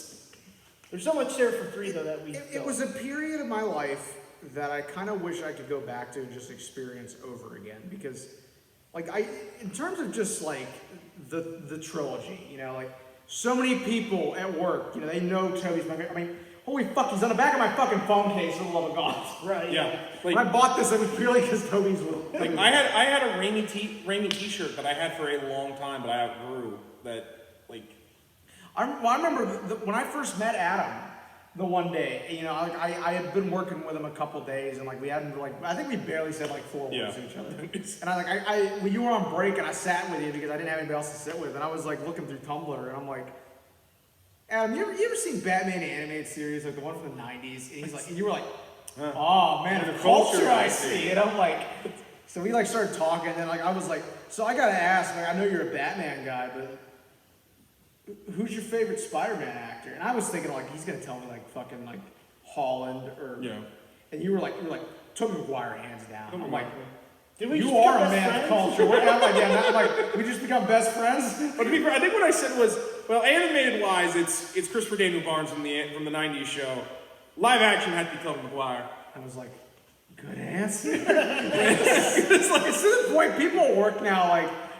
There are people that have been warned, if Colton asks you that question, you have to answer Toby. He will get upset. And I'm like, and then Adam goes, I won't get upset, it's just I'll debate you about it. And then Adam goes, you must choose, but choose wisely. It's one of those cases where like, you talking shit on Toby, I'll fight. I'll fight right here. Which I can do this all day. Which I always hate, is like, I do get people's complaints. Fight me either. I do get people's complaints, because like, those scenes where he's in high school, it is a little like, a little hokey, a little weird, because it's like he's clearly 30, and you're trying to tell me he's like 17, maybe. Yeah. But like the fact that we're not in there long enough, it doesn't really bother me. Right. Yeah. And like I've seen a lot of 17-year-olds that. I've watched Buffy for the love of God. The only thing I had to complain about, like, and Dawson's Creek. I only had one complaint about Toby being like, Peter Parker. Is it his cry face? Because his cry face is scary. No, it's the first like part of, it's like the first couple of scenes in the first movie where it's the bus scene where he gets on the bus, and well, I get like if regular people were like, no, you can't sit with me, nerd. But it's like the fat, gross guy and the nerd. It's just like, well, no, that's just it, Doug. He's such a dork that not even the dorks like him. But I mean, I know, but it's just like it does kind of take me out. It's like Doug, if he were a Stephen King novel, he'd be a part of the Losers Club. Like that is how much of a loser this kid is. Well, I know that's the point, but I'm just saying that he doesn't look that like dorky for me. But that's only one part of the scene. That's a one. I mean, if that bothers you, like the part that always gets me is that fucking bus driver just fucking tortures the poor little bastard the whole way. Fuck that guy. Until Mary Jane's like, "Will you stop? He's been running for 2 blocks." One of my favorite things is because I've read the movie novelization. One of my favorite little inside details with that scene is that you want to know the reason Peter's late for the bus. MJ got no sense of time and gave him the wrong time by accident. And literally, that's how the book starts. They start talking about Mary Jane, which is kind of like how the movie starts. You get Peter's narration, and then it goes into MJ has no sense of time. MJ's sense of time is also how they got Mayday. She was like, no, you can pull out now. Oh my God. Unfortunately, by that point, it was That's a beautiful. little too late. But as I was saying, like it's a period of my life I would kind of like to just go back to and just experience turn again back because time. I would turn back time. No, if I could find a God. way. But just because in terms of like as much as I love the MCU and how it is now, where everything's interconnected, and it's this huge sprawling universe. It's kind of exhausting. It's kind of exhausting. The Raimi films, it's like they had the complexity while also kind of having a simplicity to them that was just. It's hard to describe. It's kind of like, let's say this. Do you think that the Raimi films are just kind of like the iceberg thing where you were able to, from like the movies, see like the top of it, but as you got more into it, you got more into the That's a good way. To Yeah, put it. It was just. Well, that was the period where that was all we had. We didn't have any want.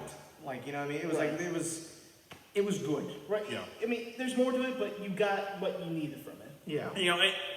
I think one of the things that like later films don't get that this does is that regardless of the changes they made, I always joke about, just technically, comic book wise, Peter didn't meet MJ or Harry until he was in college. Well, he kind of met Mary Jane a little bit, but like he didn't really meet her. But like, that doesn't really bother me. It's like, even like as a kid, I was like, well, it's kind of ridiculous for him to meet them after he got his powers and all that. It makes much more sense for him to have known them all his life, or at least a good chunk of his life. How they're already pre-established. Yeah, I can even forgive the organic web shooters because it's like, Which it's I know, not really I know, that big of a I change. know a lot of people get mad about that. I'm seriously- sorry, I love the organic web. I seriously don't see I a love problem with it. I don't know what's. It's just because it's not accurate. There's a lot of I get- problems. yeah. Well, it's not accurate except that period in the early 2000s where that was the Oh my thing God! with the other. Let's not go into the other right now. Right. But One like, day we'll review that. like at the end of the day, and I think like sometimes even Marvel misses this. The reason I think the Raimi films are so great, It tells a story. well, it tells a story and it gets what makes Spider-Man Spider-Man. Right. It's about a young man who gained amazing abilities beyond that of a mortal man. At first used them for his own selfish gains, and in doing so caused a tragedy that made him that he could have prevented, made him realize that these powers were given for him not to be misused, but to be given great responsibility. And that's why he does everything he does. And they also get that he's just a man, that sometimes he can't do it. It's one of the reasons why I love 2 so much, because it really, 2 in my opinion is one of the greatest character studies of Peter Parker we have ever gotten. Right. Because it's like, out of any other superhero, if Peter could stop being Spider-Man, he would. Like, the only other character I know that is Batman. Right. Like, if he could stop being Spider-Man and live a normal life, he would. Which, the MC2 comics, he does. He Yeah. gives up being Spider-Man. He could have had Reed Richards. I don't think you know, Riley. In the MC2 universe, it's an offshoot of the main universe for Spider-Man. Basically, everything that happens up to the Clone Saga still happens. But it diverges because Peter and MJ's baby doesn't die in childbirth. And what happens is the Green Goblin kidnaps her. Oh, hold on a second, I gotta see that. The Green Goblin kidnaps her, and Peter goes to rescue her, and they have this last battle, basically. And what happens is the Green Goblin dies in it, but Peter loses his leg. And also his brother, Ben. Yeah, basically Ben dies during the end of the Clone Saga. And so basically, he gets rescued, and the Fantastic Four, and you got Reed Richards, he's arguably one of the, not arguably, he's one of the smartest man in the Marvel universe. He's like the smartest man. Yeah. He tells Peter, he's like, I can make you a synthetic leg. It'll be better than the normal one you had. You'll be back to climbing walls in no time. I'll do this for you because you're my friend. And Peter thinks about it, and then he finally is like, I think I'm just gonna live a normal life with my wife and my child. And he just stops being Spider-Man. He lives a normal life For 15 years. for 15 years until Mayday's powers activate. Yeah, and then he's like, oh shit, oh shit, oh shit. My daughter is a mutant. Because technically she is considered a mutant, at least. I mean, granted... Mutate. Oh, she's... Oh, actually, no. Peter's a mutate. Yeah. Mayday is a mutant, technically. Mutate because his mutation occurred... After he was born. Well, not only that, but not because of his genetics. So there's like preconditional versus like conditional. Yeah, there's actual scientific terms for it. Which, I mean, well, I do get that. It in the Marvel Universe, it's really split in fucking hairs, as much as I don't mind. Well, I imagine also it has to do with like the thing of mutants versus human like dynamics and that. It always comes off kind of racist whenever Peter's like, I'm not a mutant. Not that there's anything wrong with that. Yeah. Right, yeah, but I see what you're saying. To kind of tie it back into what Adam was talking about, it just shows that, if he could stop, he would. But because he can't right now, he keeps going. Because that's the thing about responsibility. You don't do it because you want to, you do it because you have to. Well, Exactly. like, to quote the Peter of the MCU, if you have these powers and you can make a difference but you don't, and people die, they die because you didn't do anything. Which, right. Is one of the things that I think... That's why the Civil War movie, that's the most fucking in character that he is in all of them. No.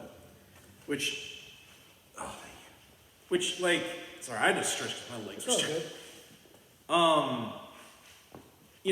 Because, like, at the end of the day, that's what makes him so great and what Stan Lee, because I know a lot of people will always talk about, like, Stan Lee doesn't give credit or Stan Lee's credited too much for something.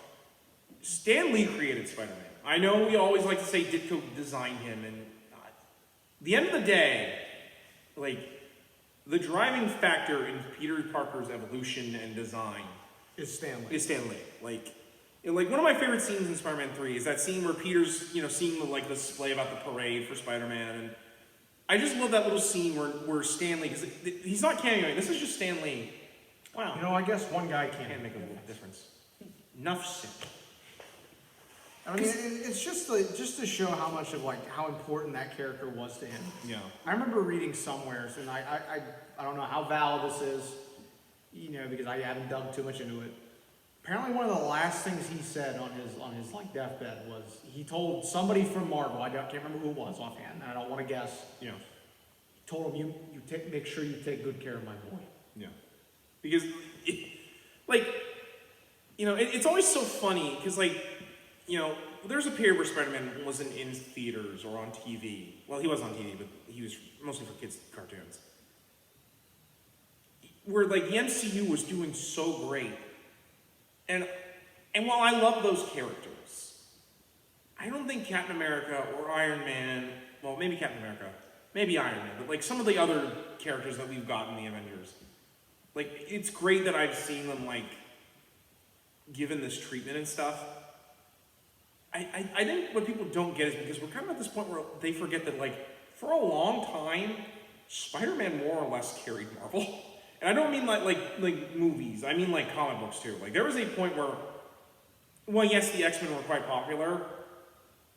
Spider-Man was matching them in sales and was always one of their, he's still a flagship character. If you go into the Marvel offices, I guarantee you one of the first things you'll see anywhere in there is some sort of Spider-Man thing. Well, I don't think there's as another character besides maybe Batman or Superman that's inspired so much academic debate, with just journal articles, like we're doing right now, just analyzing stuff, analyzing every facet of it. You got just the literary angle. Mm-hmm. I've seen people analyze it from a religious standpoint. Every way you can look at Spider-Man and his story as a character, as a whole, people have done it. Right. Not just that. He is probably as big as those two characters, and those two characters have been around since the 30s. Spider-Man's only been around since the 60s. I would say, in terms of top 5 superheroes, including any source, whatever, Marvel or DC, Spider-Man has to be in there for I imagine.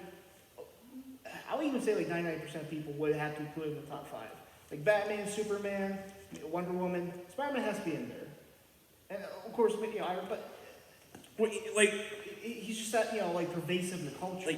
What was one of the first Marvel DC team ups they ever did? It was Superman and the Amazing Spider-Man. Because, I always argue, Spider-Man has probably at some points been more popular than Superman. Oh, without a doubt. Maybe even Batman. It's hard to say because, let's be honest, Batman is just fucking cool. And also, I think that as much as we hate it, I'm sorry, but the Nolan films have kind of like outstretched, like have introduced people to Batman. But even then, like the animated series, of course, like Batman people are Beyond. not. Batman Beyond. Yeah, exactly. How So, Spider-Man the animated series. so I mean, there's other media for non-comic book fans to have been To be introduced to the character, and of come to course, appreciate him. exactly. Yep, exactly. And I'm also just gonna say it. Does Batman or Superman have a Japanese tokusatsu show? I think not. Checkmate Spider-Man. Also, I'm gonna be honest. I don't think Superman is as cool as Spider-Man. I think more people like Spider-Man. I than mean, Superman.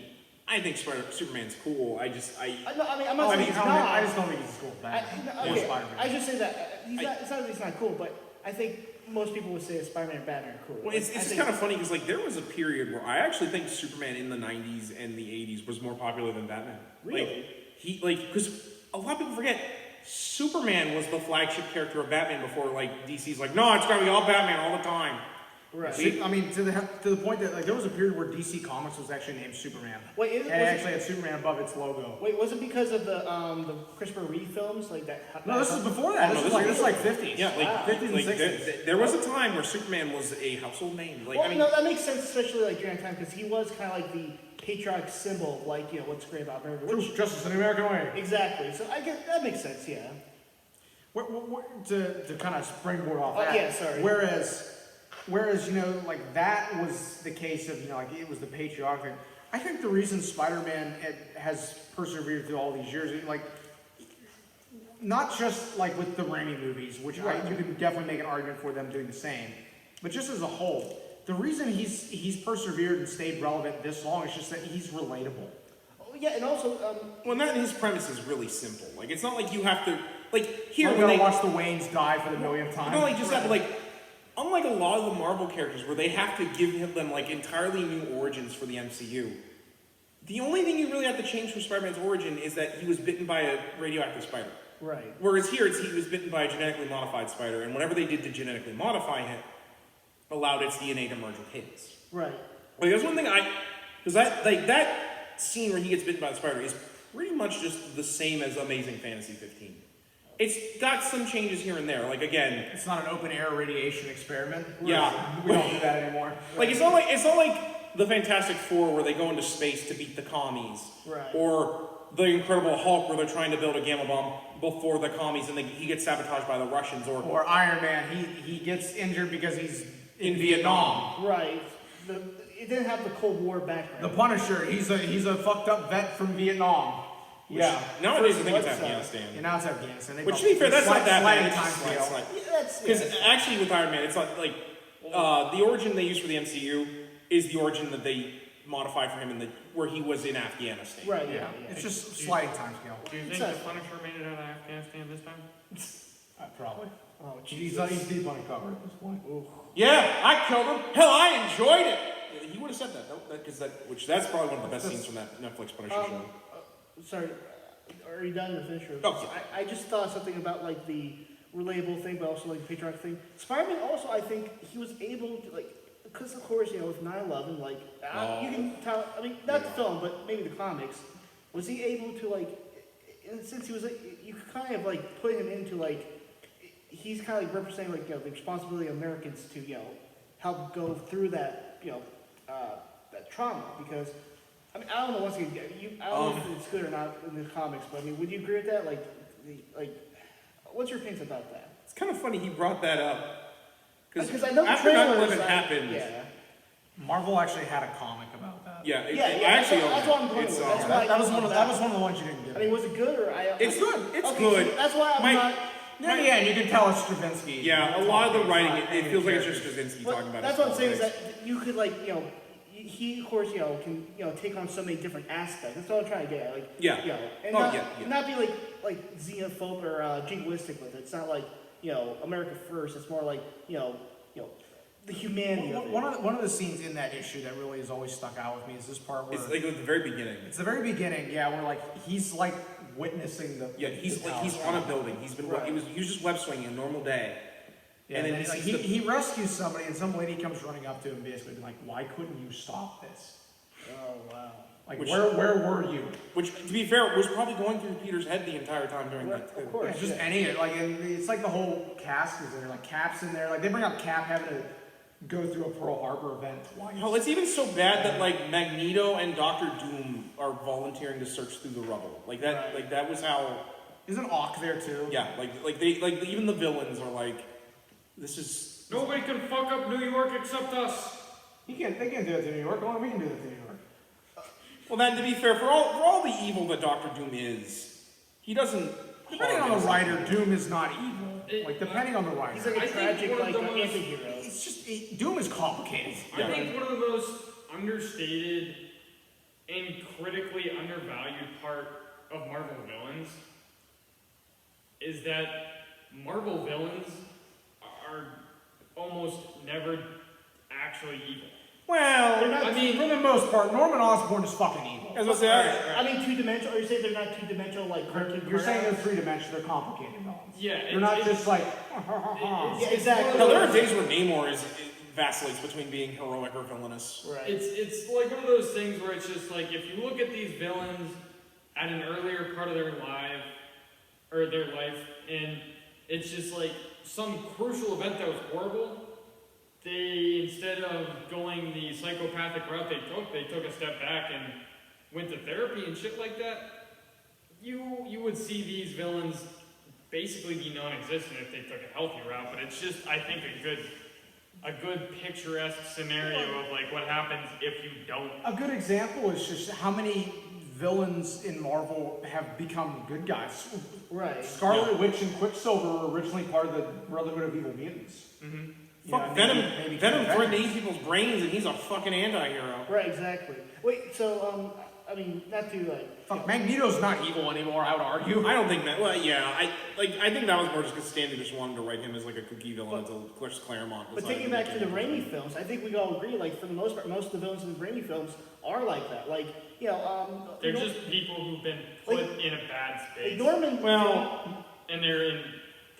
I would argue with Norman is a case of just... He was always evil, it's just the formula decided to make him insane. Well, amplified. Well, here's the thing, is that I always thought, like, I mean, here's the thing, maybe not in the film, but you tell me in the novel that there was a scene with him and Harry that kind of like, when he got drunk with Harry... Oh, yeah, when he got drunk with Harry, like, really, at a really early age, like, he threw a birthday party for Harry. This is after his mom had passed.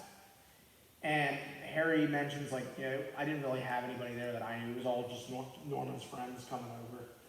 And Norman got drunk, and Harry's like, I carried him up to his room, you know, helped him. And he looked at me and said, you know, Harry, when I look at you, I see myself, but without any of the potential.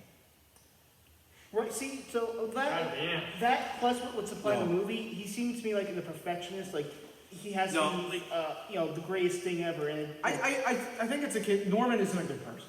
Oh yeah, I'm not saying that like he loves Harry, but he doesn't know how to be a dad. Yeah, exactly. But I mean, he's not just like so it's not like a one-dimensional like evil for the sake of evil. A better example of it is Ock, I would say. Or the Sandman. The Sandman, I think. Or the Sandman. You know, I'm not a bad guy. I just got bad luck. Exactly. I mean, I think those are of course better examples. Definitely. Yeah. To be fair, that Sandman plot was so good, Marvel basically made it that he had a daughter later on. Granted, it was in a part of Dan Slott's Grim fucking Hunt line, but... fuck Dan Slott.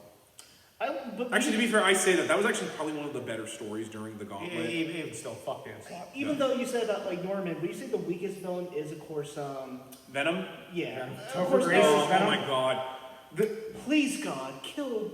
Peter Parker. Well, to be fair, but I'm pretty sure God don't work that way. To be fair, that is basically like the comics. Was he wanted, like, because to give you a little backstory. Yo, that scene in 3 when he gets the symbiote, that scene is fucking terrifying. No, that's true. I agree with that. But like, let's just talk about why Venom sucks in this movie. For one, Topher Grace is way too fucking small to be Venom. Second of all, he's a fucking creep in this fucking movie. Right?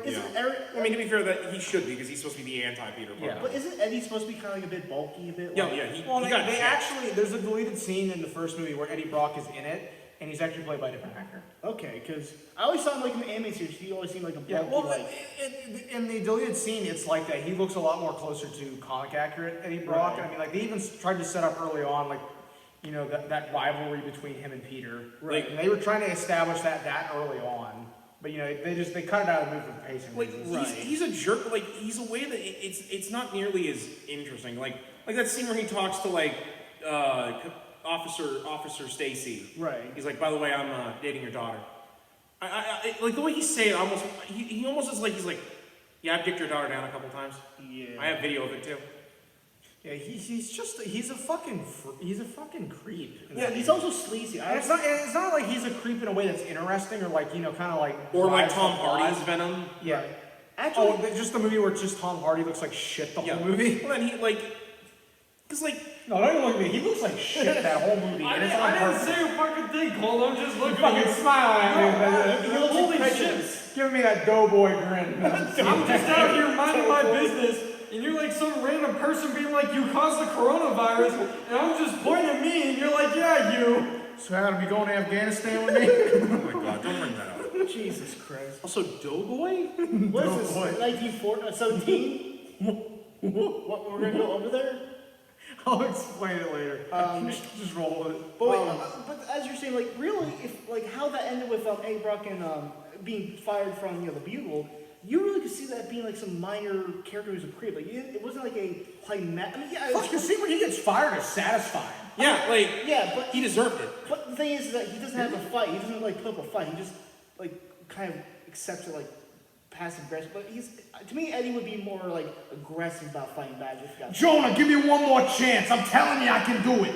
right. I mean, Whatever you want, I'll do it. right, exactly. It should be like the PS1 game where he's imagining. Brock, you loser! By the time I'm done with you, you won't be able to get a job taking wedding punches in Siberia! So once again, innocence. Thank you for entertaining my fucking J. Jonah impression. No, it should be like that. Like he should be like. fucking Venom is it. So, once again, innocence is threatened. I'm like, fuck. I've done that to him before for some dumb shit. But like- and he's like, don't even start. But again, and then we have him in the costume, which again looks not nearly good enough. Like I mean, I like the mouth, the head looks fucking when you great. get to see it, when he doesn't fucking peel it back to show Topher Grace. Yeah, he does that, and I'm just like, no. No, I'm like, put the fucking mask back Go on. back to me in Venom. Go back to me in Venom. You need to be. God Like- damn, talking about like the one kid who has like the deformed face. Listen, I want to just why I'm not sympathetic at all. Okay, Well, he's not this just a dude, character. well, just the Topher Grace. This dude left that '70s show to do this movie because he thought it was gonna launch him into the fucking Wait, stratosphere is it like as a star. is it kind of like Instead, it killed him. is it kind of like, oh sorry. No, you're good now. Can you name one other movie he's been in besides this? Besides fucking Predators? I do know he was in a movie. Oh shit, I can't remember. It's like it was a drug movie where like he's a drug dealer, but Tobey Maguire did it better. Yeah, yeah. Tobey Maguire did it better. But the point is that He plays Disco Veteran. Tobey Maguire so- did it better. wait, who's going to play Buffy? Sarah Michelle Gellar. Is it the same thing with her? Because was she like told by her? Well, then- that's a whole separate issue. That was really her husband. But the thing, yeah, but I'm just saying that the idea It was was kind of that idea of that like, if you know, you- TV acting isn't as big as movies. exactly. That's what I'm trying to say. Like they thought that by going to movie acting, they were going to elevate themselves, but then But it's just like, crash. even that, his performance in that movie just isn't that great. Yeah, and I'm It's sorry, not like compelling they at try all. to make him look scary by giving him like weird looking teeth when he's got the mask on. I'm like, fuck. I'm like, Like, no, dude, you look goofy as fuck. put the fucking face back on. And like not only that, he doesn't even do like the weird Venom thing. Like as if the symbiote is like tainting his mind too. Right. Like he's just an asshole with a gimp suit. But Basically. is it You basically? know, I'm thinking more. Should have been more like what happened with Norman. Like he Yeah. should have had like the symbiote like. a Yeah, because like the voice. symbiote has its own voice. Like they do again, which is weird because I used to not defend the Hardy film. Like with Venom, where he like he's looking at the bad guy, right? Like It's like Batman. You know, Batman and Bruce Wayne Yeah. sound different. Right. Yeah. I mean the Chris. We're not going to get into the Bale thing. I've Yeah, already ranted about but- that more than once. Yeah. No. Yeah. Exactly. where are the other drugs going? Oh god. Dr. Fishy!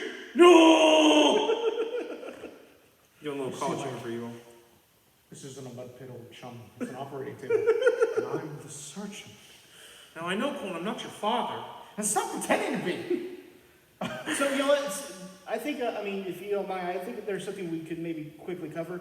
Favorite quotes or quotes you love from the film? Oh my God, favorite quotes? You want me to go movie by movie? Because it's going to be easier if I do movie by movie. Sure, why not? Okay, first one. Really anything the Goblin does. Yeah. Because, my God, it's so fun. Even the lines that they shouldn't have worked. Right. Like, just the way Dafoe, like, just the way he acts, like, he, like, deforms his face to do it. You know, he turns into the Goblin. Well, it just, for me, the ultimate scene in that movie, right, is the scene probably where he's talking in the mirror. Oh, himself. yeah, You know, yeah. it's just like, where he's, I'm trying to think, you know, I'm just setting it up, where it's after, you know, he brings in the board members die. Yeah. You Remember? killed them. The board members. Your little accident laboratory? Performance enhancers. Performance enhancers. Bingo. Me! Your Greatest creation. Like, the way he just talks.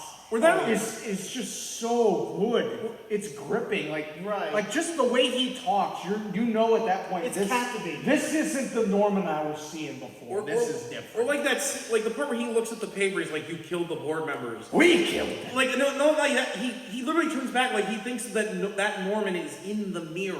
Yeah. Right. Or like that scene where he's. I know a lot of people like to joke that it's really. Oh, where goofy. it's on the fucking chair. Yeah, where he like. I know people think that's weird. I'm like.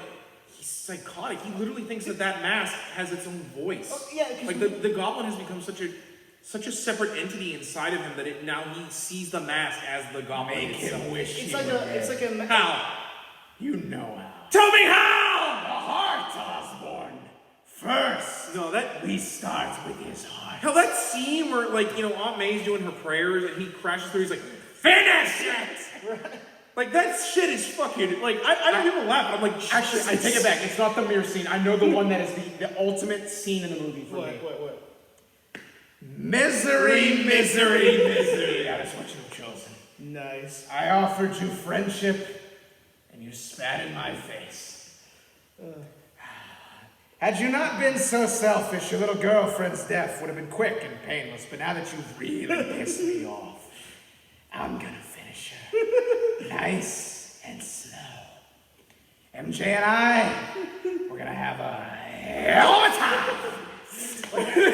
The way he talks in that is just, it's so over the top villain, right? But it is like the way he says it, Dafoe believes every fucking word he's doing. No, it dances on the it's line. It's not like he gets right up to the edge and he does. Dafoe's like he sees the edge, he's like, fuck it, I'm going over that. I'm gonna go. Also, I can just see them doing it the first time he did it. And they did that take, and he's like, was that too much? Like, you want me to go? Like, you want me to dial it back? And Raimi was probably like, no, stay right there. That's awesome. No, Raimi pulling out a blunt's like, fucking dumb man. Fuck. No, that's good shit. That's good shit. Keep going. Like it. Not only that, a scene that it does better than amazing. That scene where Norman is flying around the glider singing Itsy Bitsy Spider as he's blowing up the bridge. Yeah. Like that actually works because he's not doing it as like some stupid joke as he's beating Peter up. He's literally humming it because he's like, no, that's what I'm gonna do to Spider-Man. Yeah. The Itsy Bitsy Spider went up the water spout. That's probably my favorite scene in that movie. That's also my favorite scene for Peter because he just, like, that look on his face as he's about ready to just basically annihilate Norman. My second favorite would be the scene when Peter and MJ are talking over the fence in the very beginning. Yeah. My hunch. And Peter and MJ's like, I want to act on Broadway. That's great. You were amazing. Oh my God, I loved you as Cinderella. That is so Peter Parker. That was first grade. No, that's so Peter Parker. Like it's so cute, and it just really nails like their chemistry. The chemistry between Kirsten and Toby, and that is why I just adore them in all three movies. I love them so much. I'm going to say this right now. I think that's much better chemistry than Peter and Gwen Stacy in The Amazing Spider-Man, which is like so totally like 2000s quirky, awkward romance. I'm sorry, Doug. We're not reviewing the Bahamas of hiding places. Right. Oh, I mean 2010, not 2000, but yeah, 2000. But no, that's great chemistry. I do like that scene. Yeah. And then also, this Peter Parker would know not to put his fucking name on his camera when he's hunting bad guys. Oh Jesus. Probably the third. I'll just do my top three. Yeah. Third one. You know what this is gonna be. Where do these guys keep coming from? Oh, well, this is my. Yeah, this is my, I know I'm not wearing socks. Yep, this is my third one from the first movie. So. I fucking hate socks on my day off. Who is Spider-Man? He's a criminal, that's what he is. He's a menace! Vigilante! What's he doing on my front page? Mr. Jameson, Mr. Jameson, we have a page 5 problem? We have a page 1 problem, shut up.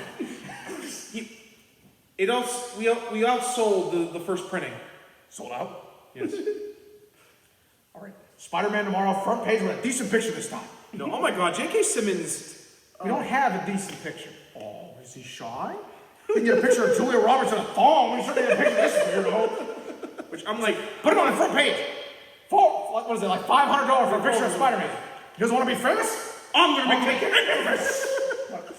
No, God damn, he's so perfect. No, he's like, when we went so Far From Home and he showed up on screen as Jameson, this man started an applause. No, I got up behind the theater. No, because I was like, the return of the king! The return of the king. Yeah. Oh, God.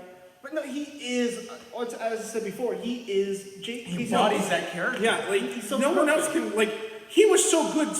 Disney and MC were like... No, we can't recast him. Bring him the fuck in immediately. Right. And then, like, for a promotional, they did, like, a website with like, looking like it's InfoWars. You know, Jonah Jameson doing stuff. I love it.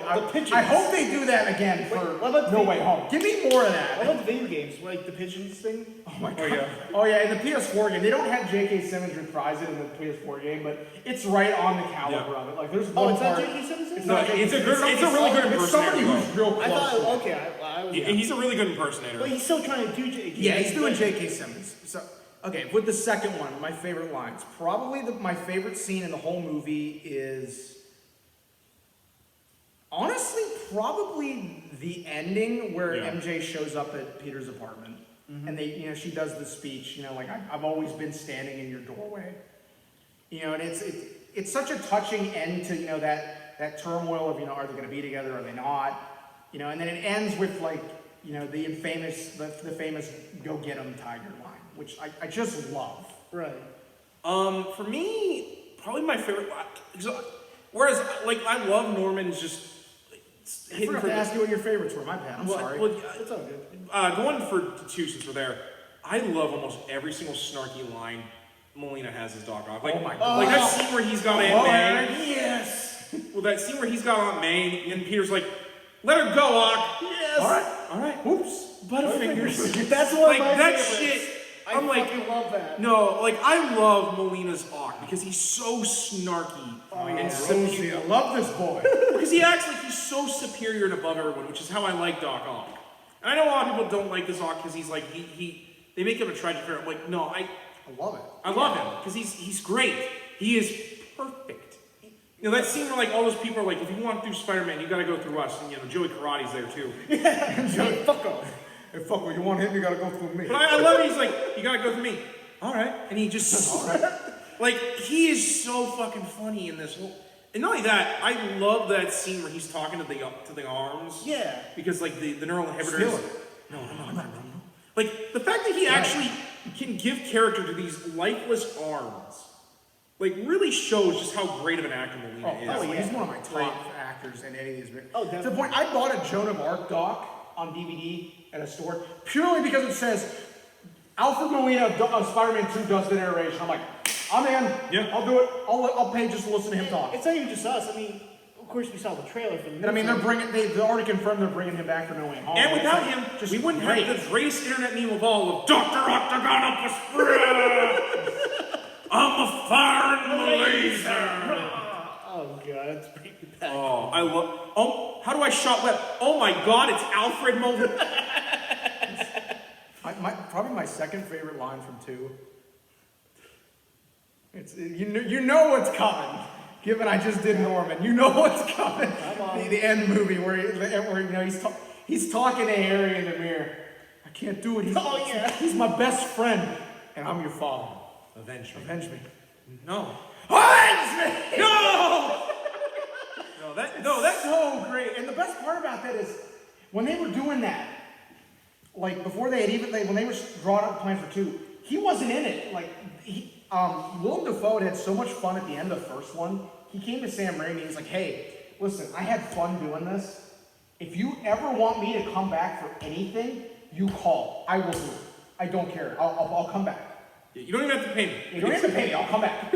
So literally, Raimi was like, "Okay." writes him in, gets him in there in the end. But it's so perfect too, because it shows that Harry himself is going down the same path. Yeah. But ironically, he kind of does with like finding out the Green Goblin's later. But it is complicated. It's not. And probably my other that really touching scene, scene where Peter's like having that imaginary talk with Uncle Ben in the car. Yeah. Oh my God, that's such a great scene. Oh yeah. And he just that part where he's like, I'm sorry, Uncle Ben. I can't. I am Spider-Man. No more.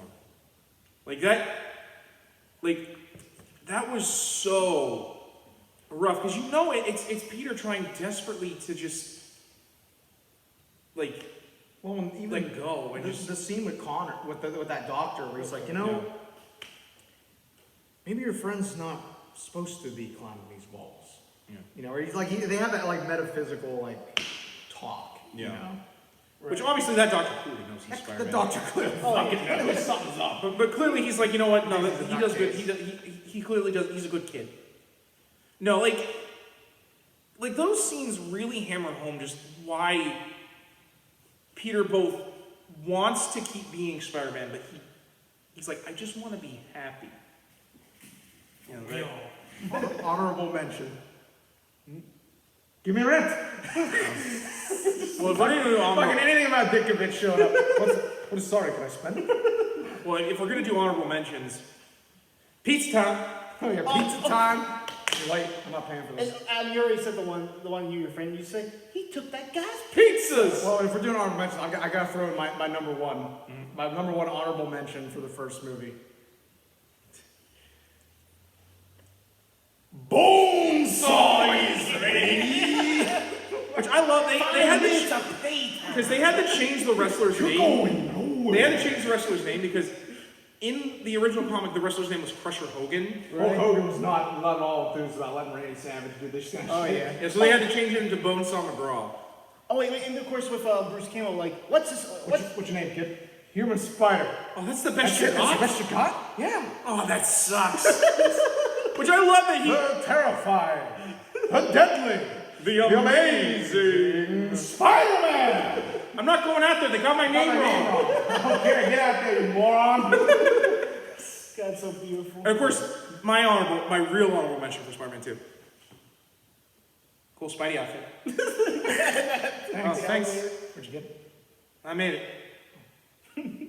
Looks comfy. It is. Itches a little. Rides up a bit in the crotch.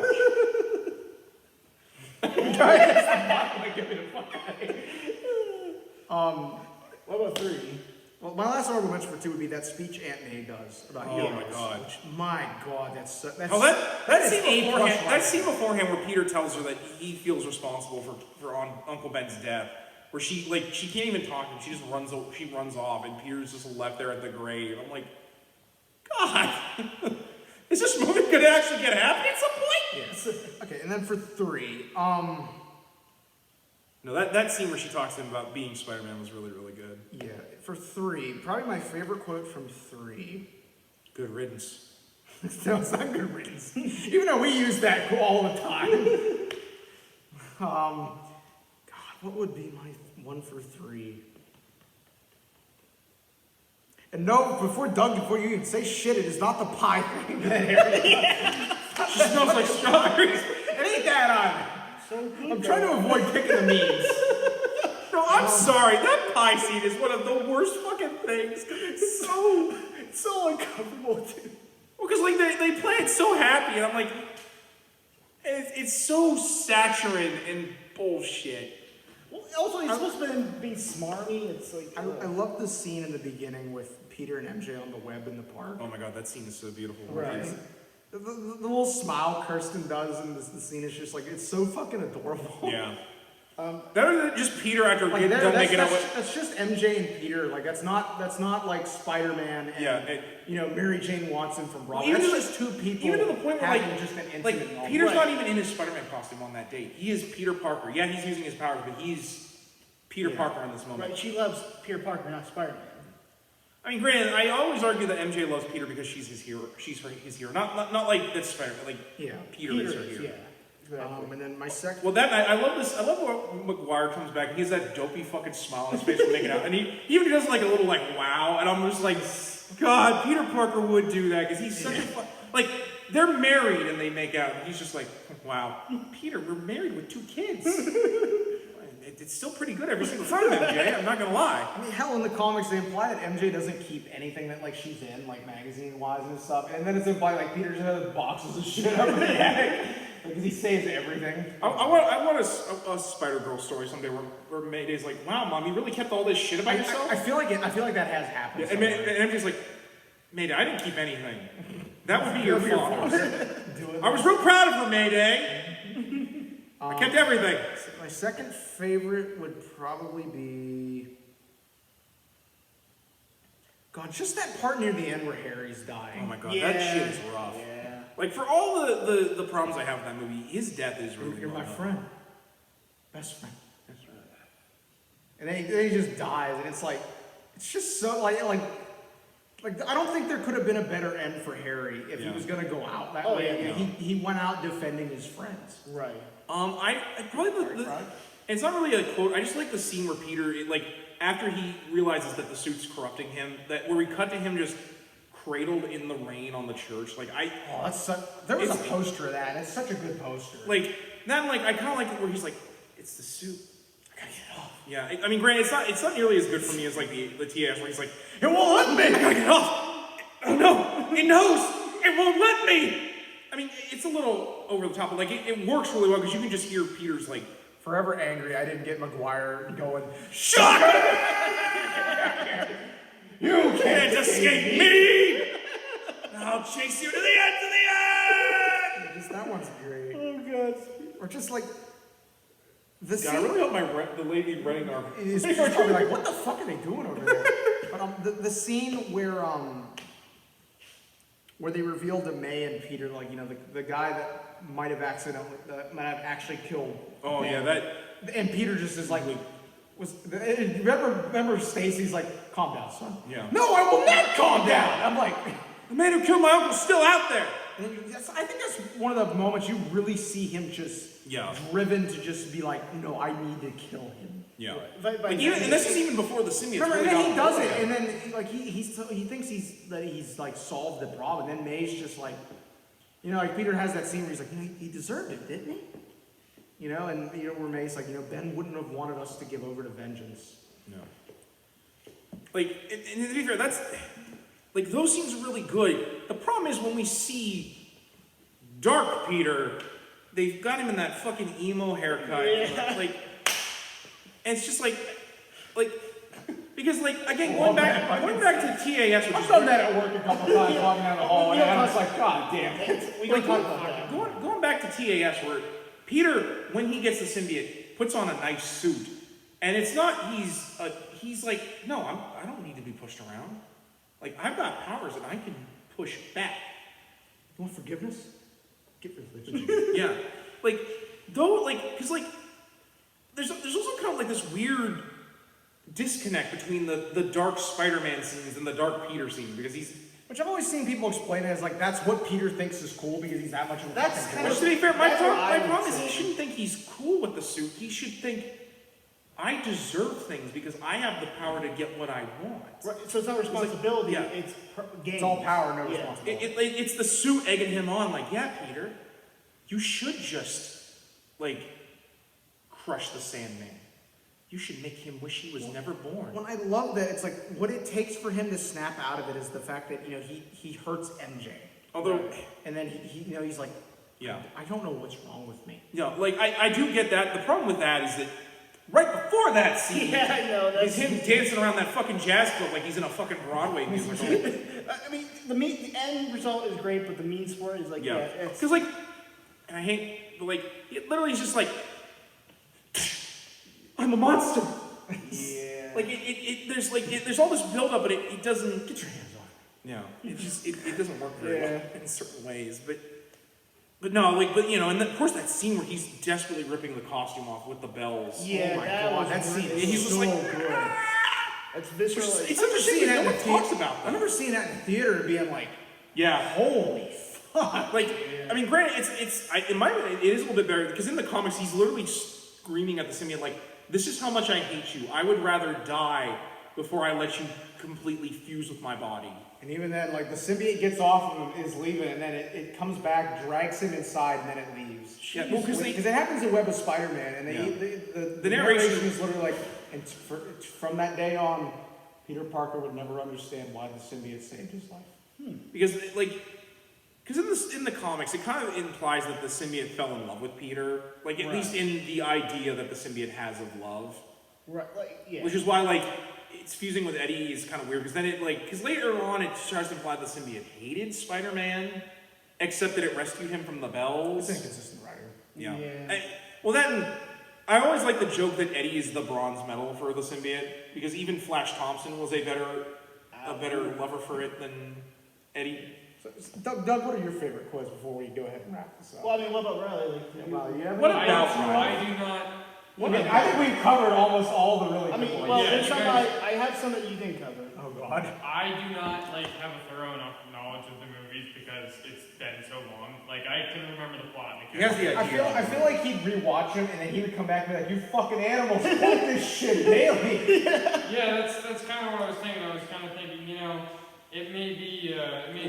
Well, thanks to us, he has the idea of the film. Right. Oh my God. I appreciate You're that. gonna have the idea of my foot up your ass tomorrow when I come into work and It's not ask that for a you heaven. don't love the films, you love the idea of the films. Dog, I got enough people who love the idea of the shit I do. And the idea of loving the shit I do is making me have the idea of beating somebody's ass the next time they bring up the idea.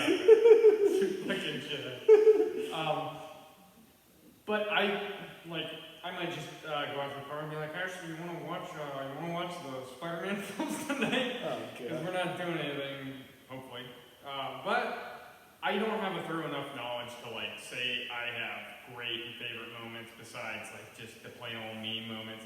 I mean, I remember. We'll go with my favorite. Actually, moments. I think Riley's favorite scene is that scene where the tentacles come alive in Spider-Man 2 and just murder that entire But operation. there's no feet pics. I mean, you wouldn't like them. No, in 2 because they try. It's straight up like a fucking horror movie. Oh, Yeah, yeah, these yeah. doctors are Sam carrying Raimi arms. did Evil Dead. That's He was definitely- going on his Evil Dead shit. Yeah, like there's a scene where like the nurse horror. gets dragged into the darkness screaming and like. Her nails are cutting into the floor. It's very unsettling. Yeah. Yeah, It's like really unsettling. I remember watching that film in the theaters. I'm like, did they pop in a different movie all of a sudden?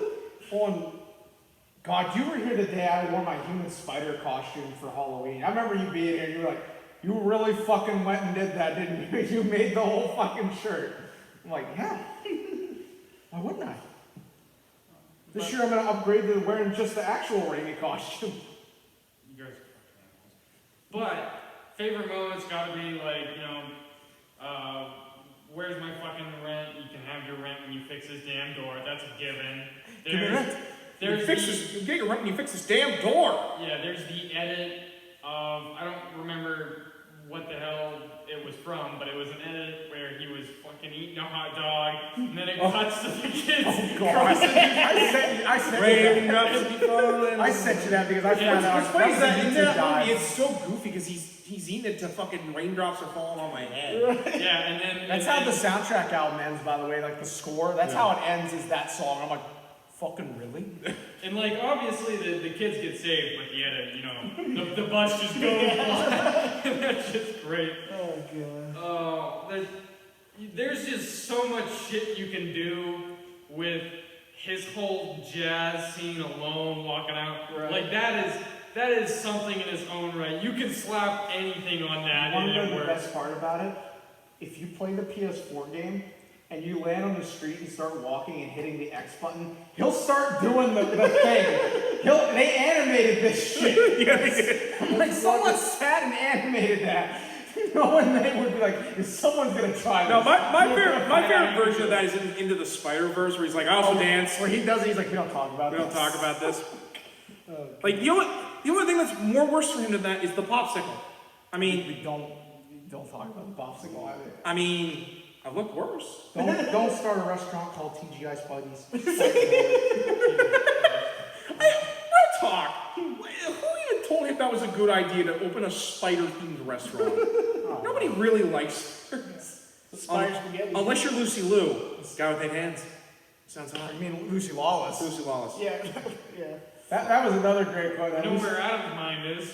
Anyway, Doug, your quotes that we missed, I'm kind of curious what you have. Okay, so I think I know a couple of them. He's gonna bring up the guy that he worked for at the pizza place. No, Doug's gonna bring Extra, up extra, some. extra, extra long. Doug's gonna bring up some random obscure shit. It's gonna be like. And I'm gonna know what he's background- talking about. That's the sad No, part. it's gonna be like background character 47 talking to background character 48. So yeah, the weather's pretty good today. I don't think you get it, Riley. I think I know what one of them are. Reflection. I think I know what one of them is, and I want to see if Doug will, if I actually got it right. I'm curious, but let's see. So the first one, the one that I got is according to Norman quote, like a Norman quote. talking with Harry. Harry, I got some certain equities. Equities. I don't know why, but like the vocabulary and the deliverance, like it just works so perfectly with that. Like even I say it sometimes myself. So when you're gonna rectify certain inequities. Exactly. There'd be a shame of who you are. And then Is the other one the he stinks and I don't like him? Was it that one? thank you. I almost forgot that one. Fucking Jimmy Norton. Yeah. What's your line, though? And then of course, like we did the we did like are you in or out? It's you who's out, Gobby. Out of your mind. Wrong answer. And also, I mean, I do think it's underrated with the speech with Spider-Man. Like, I know it seems like, okay, why would he want Spider-Man? Why do you think Spider-Man would join him? But it does, like, have that, like, superiority complex. Like, we are greater people, therefore, we should have the power to do, like, he's like a, Serving to prop up those who are exceptional. You and me, we're exceptional. Here's the truth. Right. And then if we fight, and we go over again and again and again. It's all about that. Think of what we could create. Right, I We think, could destroy. We can fight each other again and again and again until we're both dead. Exactly. I really want what you want. Think about it, hero. Actually, my favorite is that little noise he makes when he gasses Peter with the sleeping gas. that's another one from the first film. I swear he just says he's got stuff in the mail. Exactly, fucking Joe, because, I mean, Jonah Jameson can be, like, a dick, that's his In their character. final moments, people will reveal who they really truly are. are. Like, even knowing the Goblin's probably gonna kill him, he doesn't give Peter up. Right, that's Just showing that, like, for much of the hard ass J. Jonah Jameson is, he's still a good guy. right, exactly. Speaking of, I just thought of one that I really liked from the first film. Sure. Is that scene where Peter, lost his internship, and Norman's like, "I'll make some calls." No, I'd rather get it on my own. You want to make it on your own steam. I can respect Because that shows one of the things I always love about Norman and Peter's relationship. That as fucked up as it is, Norman would like Peter to be his actual son. Oh, yeah. Like he wants to adopt you. Yeah, like that he even loves Peter more than he loves Harry, because at the end of the day, Peter is what he wishes Harry was as a man. Because for all the hatred those two have, like at the end of the day, he would wish that Peter was his son. Because there's been multiple stories where he's tried to seduce Peter over to becoming his son. Which actually makes sense as a Green Goblin, like, kind of like that hidden subconscious of, like, he wants Peter, who is, Spider-Man, to be with him. Hell, there's literally an episode or an issue where he does that. And it's called The Temptation of Peter Parker, where they literally make it like it's Jesus is being tempted in the desert. Right. Ironic, seeing as how a character that played the Goblin also played Jesus. Willem Dafoe was in a movie where he played Jesus, which is wild. Right. Yeah. Oh, The Last Temptation of It's Christ. the last temptation of Christ. Right. And then, of course, the famous, I'm out. I built this company. Do you know how much I sacrificed? You're out, Roman. And then, of course, fucking with the Green Goblin, out am I? That or that scene where he catches Peter's fist. Impressive! Like, I love that, because he's literally impressed, because he's like, you were pretty fast. Which is actually interesting. Freeze! I surrender! Okay, He here's just starts fucking wailing. here's an obscure line. When it's Thanksgiving and Norman comes in and... Which also has that great song of watching Macy Gray perform at the World's Fair. So... Which I'm like, I'm pretty sure she was not even like... That's on the album, that's the only Well, she wasn't even fucking like that. She wasn't even the in thing when that movie came out. so... Work was there. Right. So, Norman and Aunt May are in room moving for Peter, and he, of course, is, a Spider-Man hanging up on the roof. And then Norman's like, he's messy, is he? Bit of a slob, isn't Oh, it? yeah, a bit of slob. And then Aunt May's like, a lot of geniuses are, a bit messy. Like, I just love, like, he's such a perfectionist, like a strict hard ass, so. Yeah. Okay, second film, of course, Before you go, I just wanted to say something about that one scene because this line popped in my head immediately. Right. They're beautiful, Harry. They're all beautiful. Your mother was beautiful. Until they're slobbering at your door like a pack of wolves. Yeah, I remember that. I was so like, holy Use shit. it for what you want and then Real fast. I remember that was like, You holy heard shit. that? Yeah, Harry, everybody heard that creep. Well, that creep. That creep is my father. If I'm You know- half as lucky, I'll be half the man he is. So just shut your mouth about things you don't understand. The sad So, thing, like, real smooth Real there, Harry. smooth, Harry. Even though May's like, Harry Osborn. And then MJ's leaving like in tears. I'm just like, Harry, you're a fucking dipshit. right. But the sad thing is, I think if this 4chan, Norman would have been base. Oh my Oh, he god. took the red pill. He took the red pill, did he? Anyway, back to what you were saying. So the second film. Of course, we talked a lot of it, but god damn it. What was the one that just I just had in my mind, but I just lost it. But of course, the scene with when they unmasked Peter and train after they It's saved just him. a kid. Right, and then the kid's like, "You won't tell." I'm like, That scene is so fucking good. I love Right. that scene.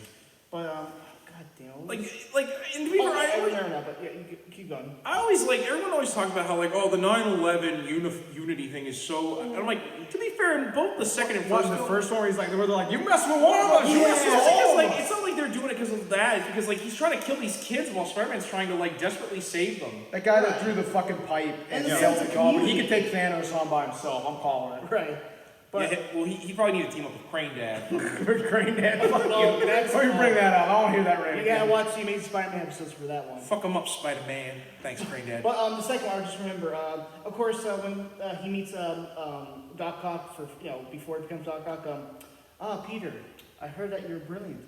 Also tells me you're lazy. And then of course at the end when he reveals, like when they're at the final fight and he reveals that he's Peter Parker as Spider-Man, brilliant but lazy. Wait, is that how the line goes? Like Yeah. yeah. So I just like that. So I just love how like that goes back in circles. Yeah, because he realizes it's not because he's lazy, it's because he's Spider-Man. Exactly, because that's the whole thing. Is like Dr. Connors thinks he's like being a lazy, student, but he's just overstretched working in Spider-Man. And of course, where he did like Pizza Time. He's done really all the memes. Well, I'm trying to think of more in a second. You stole mine. My favorite is the Butterfingers one. That's Yeah, that Butterfinger's. Oh wait, I thought of another one with Jonah Jameson. When at the wedding where where yeah, exactly. Actually, What are we gonna call this guy? Dr. Octopus. That's crap. Doctor Strange. Science Or script. science That's crap. Dr. Strange. That's pretty good. But it's taken. Yeah, Got it. Doc Ock. that's a great scene too. I love it. But The guy's so fucking dumb in his life. but that's Actually, going, of course, the greatest Jameson line. The scene with Betty Brant fucking ringing the thing with the pills. That's in Yes! That's in 3, Oh. yeah. No, I was gonna say that my favorite scene in 2 of Jameson. He was a hero. I just didn't realize it. right. He's a thief! I'm a menace! And then his team. I am strung up by his little webs! I want Spider-Man! And he's that fucking, he's back. Oh, in that, my- oh, yes. that's so so awesome. good. That's so so fucking satisfying. good every time. Oh, I'll give you $50. I think you get better for that. Yes! Okay, okay. Get better for that on eBay. That's for the third film, yes, the camera scene. But yeah, of course, call Cater. Tell him not to open caviar. But then the third film, of course, This part is that scene Oh. where MJ's running away. I know what Thomas you're Jane gonna say Punisher for is three. in the background of one let's scene. see. And I'm like, oh, so the Punisher exists in this world. So the third one, we talked about when he's eating, Parker. He's on the phone talking with the landowner's Mr. Dickovich. yeah, his daughter. Like he's on the phone. He's like I'm talking. He's eating milk. Like you got some nuts with that? Get the one with the nuts and some milk. It's like. Okay, that's why I like that. That's how he thinks the cool guy is as being dorky. I like that theory, to be honest, because that is like such a dorky thing. Like milk's a cookie, trying to be a badass. But Well, of course, I was surprised none of us made the reference to 3. I'm gonna put some dirt in your eye. oh wait, He was embarrassed, Steve. wait, okay. Oh, little Goblin Jr. God damn it, you stole it Don't from me. cry. That's also a fucking great one. That's such a great I don't expect you to forgive me. I just want you to understand. I've done that to Adam quite a few times, probably right before I tell him I fucked Oh, and something. who can, real quick, I love that scene where he puts himself back together after he gets turned into sand. Oh, yeah. Oh, That is such a that's- beautiful. That's beautiful wonderful. animation. Oh, God, yeah. You know, where like the sand like turns in his hand, and he has to like that was so well done. It's a shame that movie is considered so bad that nobody talks about how lovely that animation is. That is really good, yeah. And, I'm trying to think. I mean, my favorite is, of course, the pie scene, of course. Yeah. How's the pie? It's so good. I love the scene in 2 where the Asian lady with the fiddle is playing this. Oh my God! It's like I remember the first time I watched it, I was like, oh my God, they did the 60s theme. Right. Because it was on the album for the first one, along with the Aerosmith stuff. In like the first film, there's some dude on a guitar in the subway playing that. Yeah. Look out! Oh, here goes Bob. You know, this guy looks like Discount Kurt Cobain. You know, if the franchise had lasted long enough, that'd be the Naked Cowboy in Times Square. Oh, yeah, exactly. Yeah, exactly. But okay, I think we've that's gone on almost 2 hours now. Well, actually, it's 2 hours 9 minutes. You know, bottom line, there's a reason around this long. There's a reason why, like, I wanted to redo this, and I'm glad we actually have some other people who could talk about their experiences with us. You know, it really means a lot to me that I've got to talk about this franchise twice now, and, you know, even though, like, this last year's been kind of hard for us trying to get stuff going, I still love doing this podcast, and I'm glad, like, you know, all of us guys can get together and do it, and, you know, that's one of the reasons why I love this movie so much. It really, I think, is one of those things that brings people together.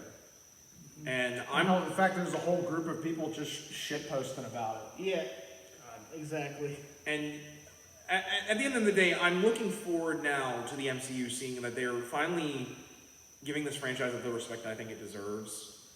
And I'm just glad we're all along together for the ride for it. Same here. Now, we can watch the reboots together, guys. No thanks. No thanks, I'm good. We already did that anyway. We're gonna watch the Nicholas Hammond show from the 70s. And we're gonna watch Spider-Man, Hell's Emissary. I'll watch that. In fact, I'll give you the link, it's on archive. But none of that sappy shit. Look forward to what we're doing the next couple months. We're gonna probably take a break from doing theme stuff. We got some good episodes coming out this September. Look forward to Spider-Man this December. It's gonna be fucking good. We got some good stuff planned for that. Looking forward to October when we're talking about all sorts of horror shit.